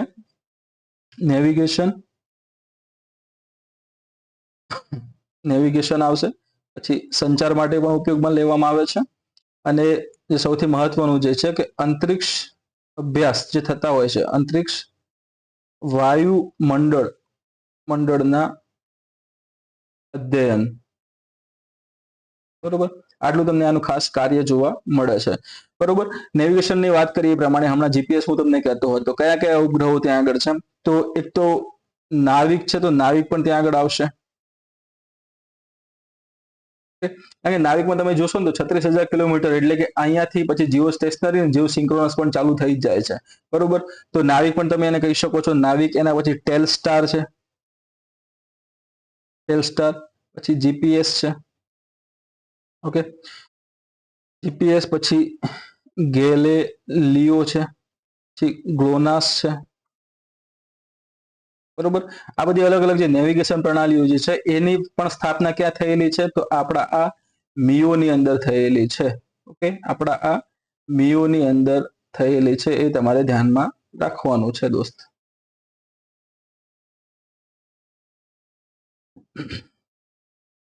ઓકે, દેન એના પછી નેક્સ્ટ જોઈએ આપણે, તો એ છે જીઓ. એ જીઓની આપણે એને એચઈઓ તરીકે લઈશું. બરોબર, પણ એના પહેલા બીજી એક એક્સ્ટ્રા સ્લાઇડ જરૂર પડશે. ક્યાં પડશે જ ભાઈ? આશા રાખું કે તમને મજા પણ આવતી હશે. આવી હોય તો મને જણાવી શકો છો તમે મેસેજ કરીને. બરોબર, ટીમને મેસેજ કરજો, ટીમ મને ઇન્ફોર્મ કરે છે, એટલે તમે એમને કહી શકો. હા, કોઈ સુધારા વધારા તમને કંઈ એવું લાગતું હોય, અવાજમાં એવું કંઈ લાગતું હોય, સ્ક્રીન બાબતે કે પેન કલર બાબતે એવું કંઈ પણ ડાઉટ કે કંઈ પણ એવી કોઈ સમસ્યા હોય તો તમે એમને કહી શકો છો. બરોબર, રેગ્યુલર આપણા વિડીયો નહોતા આવી શક્યા એ બદલ મને પણ ખેદ છે. ઓકે, પરંતુ હવે ત્યાં રેગ્યુલર વિડીયો હું બનતા પૂરા પ્રયાસો કરીશ કે જેથી કરીને રેગ્યુલર વિડીયો આવે. બીજી વસ્તુ તમને ખબર છે એ પ્રમાણે કે હાલમાં જીપીએસસી ની અલગ અલગ નોટિફિકેશન આવી છે, ફોર્મ ભરવાની ત્યાં વાત થઈ રહી છે. બરોબર, તો ફોર્મમાં તમે જોયું છે એ પ્રમાણે કે જીપીએસસી 1-2 નું નામો નિશાન ત્યાં જોવા મળતું નથી, બલ્કિ આરએફઓ તમને જોવા મળે છે. બરોબર, આરએફઓ ની પરીક્ષા જે છે એ 10 મે આવનાર છે. બરોબર, તો 10 મે તમારી આરએફઓ આવનાર છે, અને એના પછી ડીવાયએસઓ ની પણ ચર્ચા થઈ રહી છે કે જો આ માંગણા પત્રકો જલ્દીથી મળી રહેશે ને તો જલ્દીથી ડીવાયએસઓ ની પણ પરીક્ષા પ્રિલિમ્સ ની યોજના એ બનાવી દેશે, અને યોજના બનાવ્યા પ્રમાણે એ પછી પરીક્ષાને લઈ શકે છે. ઠીક છે, એના પછી તમે જોશો તો આરએફઓ છે, પછી આપણે જીપીએસ આરએફઓ ની વાત કરીએ એ પ્રમાણે આરએફઓ છે, જીપીએસસી 1-2 છે, ડીવાયએસઓ ની વાત કરી અને એસટીઆઈ ની વાત કરી. આટલી 4 મોટી મોટી ભરતીઓ આટલા વર્ષમાં છે, એટલે ટૂંકમાં આ બમ્પર યર આપણે એને કહી શકીએ છીએ એ વિદ્યાર્થીઓ માટે, અથવા તો બમ્પર આને ઓપોર્ચ્યુનિટી પણ કહી શકીએ છીએ વિદ્યાર્થીઓ માટે કે જે ઘણા સમયથી તૈયારી કરી રહ્યા છે અને મેળ પડતો નથી. વધારેમાં ઓછું પીએસઆઈ અને કોન્સ્ટેબલની પણ બીજી ભરતી આવનાર છે. ત્રીજી સૌથી મહત્વની સીસી પણ આવનાર છે. સીસીમાં તમે જોજો તો આ ઘણા બધા ટોપિક સીસીમાં એ ગ્રુપમાં ત્યાં આવી જાય છે. બરોબર, બી ગ્રુપમાં પણ થોડા ઘણા ટોપિક આમાંથી આવે જ છે.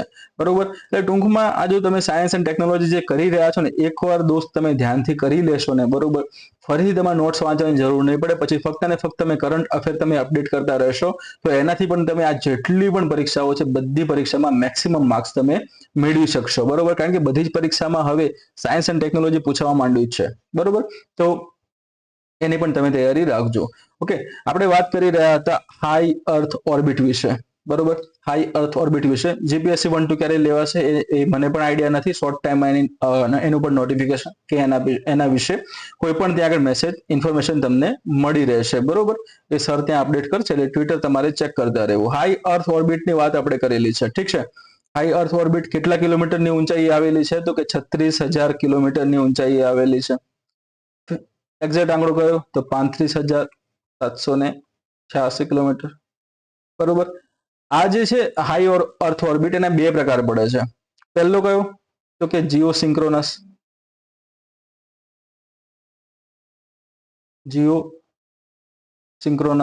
બરોબર, અને બીજો કયો છે કે જીઓ સ્ટેશનરી.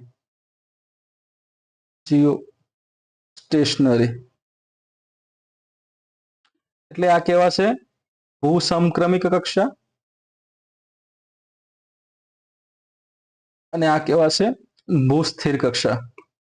ભૂસમક્રમિકની જગ્યાએ ભૂતુલ્યકાલિક શબ્દ પણ વાપરવામાં આવે છે, એટલે આ બંને શબ્દ ઉપર ધ્યાન રાખજો, પછી એવું ના થાય કે ભાઈ ભૂલા પડી ગયા.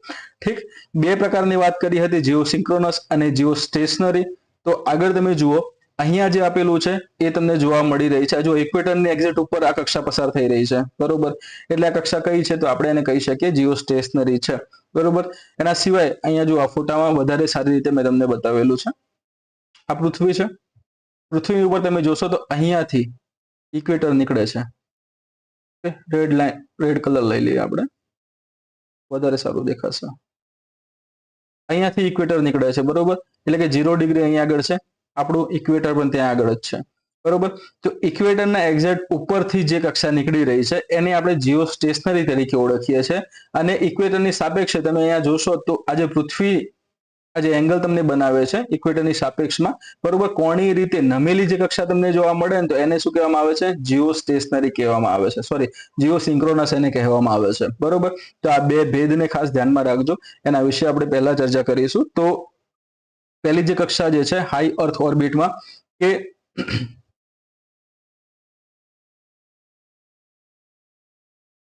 ભૂતુલ્યકાલિકને લઈએ આપણે પહેલા,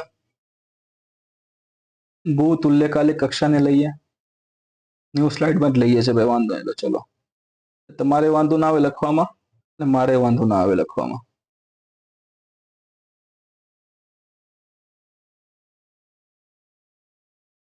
અને હા, બીજી જે સૌથી મહત્વની વસ્તુ, તમારે રિવ્યુ પણ આપજો, લેક્ચર કેવા જઈ રહ્યા છે, તમને નોલેજેબલ વસ્તુ મળે છે કે નથી, ઇન્ફોર્મેશન તમને સારી એવી મળે છે કે નથી મળતી, બરોબર. બીજી કોઈ પણ વસ્તુ હોય તમે મને જણાવી શકો છો, બરોબર. અને બેઝિક ભાઈ આપણે એવું કશું કઈ રાખેલું નથી, બરોબર. ટીમ સાથે પણ કઈ તમારે ડખવું પડે કે ટીમ સરખો જવાબ ના આપતી હોય તો તમે ટેલિગ્રામમાં મને મેસેજ કરી શકો છો, બરોબર. મેં મારી ઓલરેડી મેસેજની લિંક પણ આપેલી છે, harpalc2807 કરીને, તમે ત્યાંથી ડાયરેક્ટલી મેસેજ કરી શકો છો. રેડી? હવે પ્રકારની વાત કરતા હતા, પહેલો પ્રકાર આપણે લીધો છે અહીંયા આગળ ભૂતુલ્યકાલિક કક્ષા. ભૂતુલ્યકાલિક કક્ષા, ઓકે. આની હવે વાત કરીએ આપણે. ઊંચાઈ કેટલી છે બોસ આની?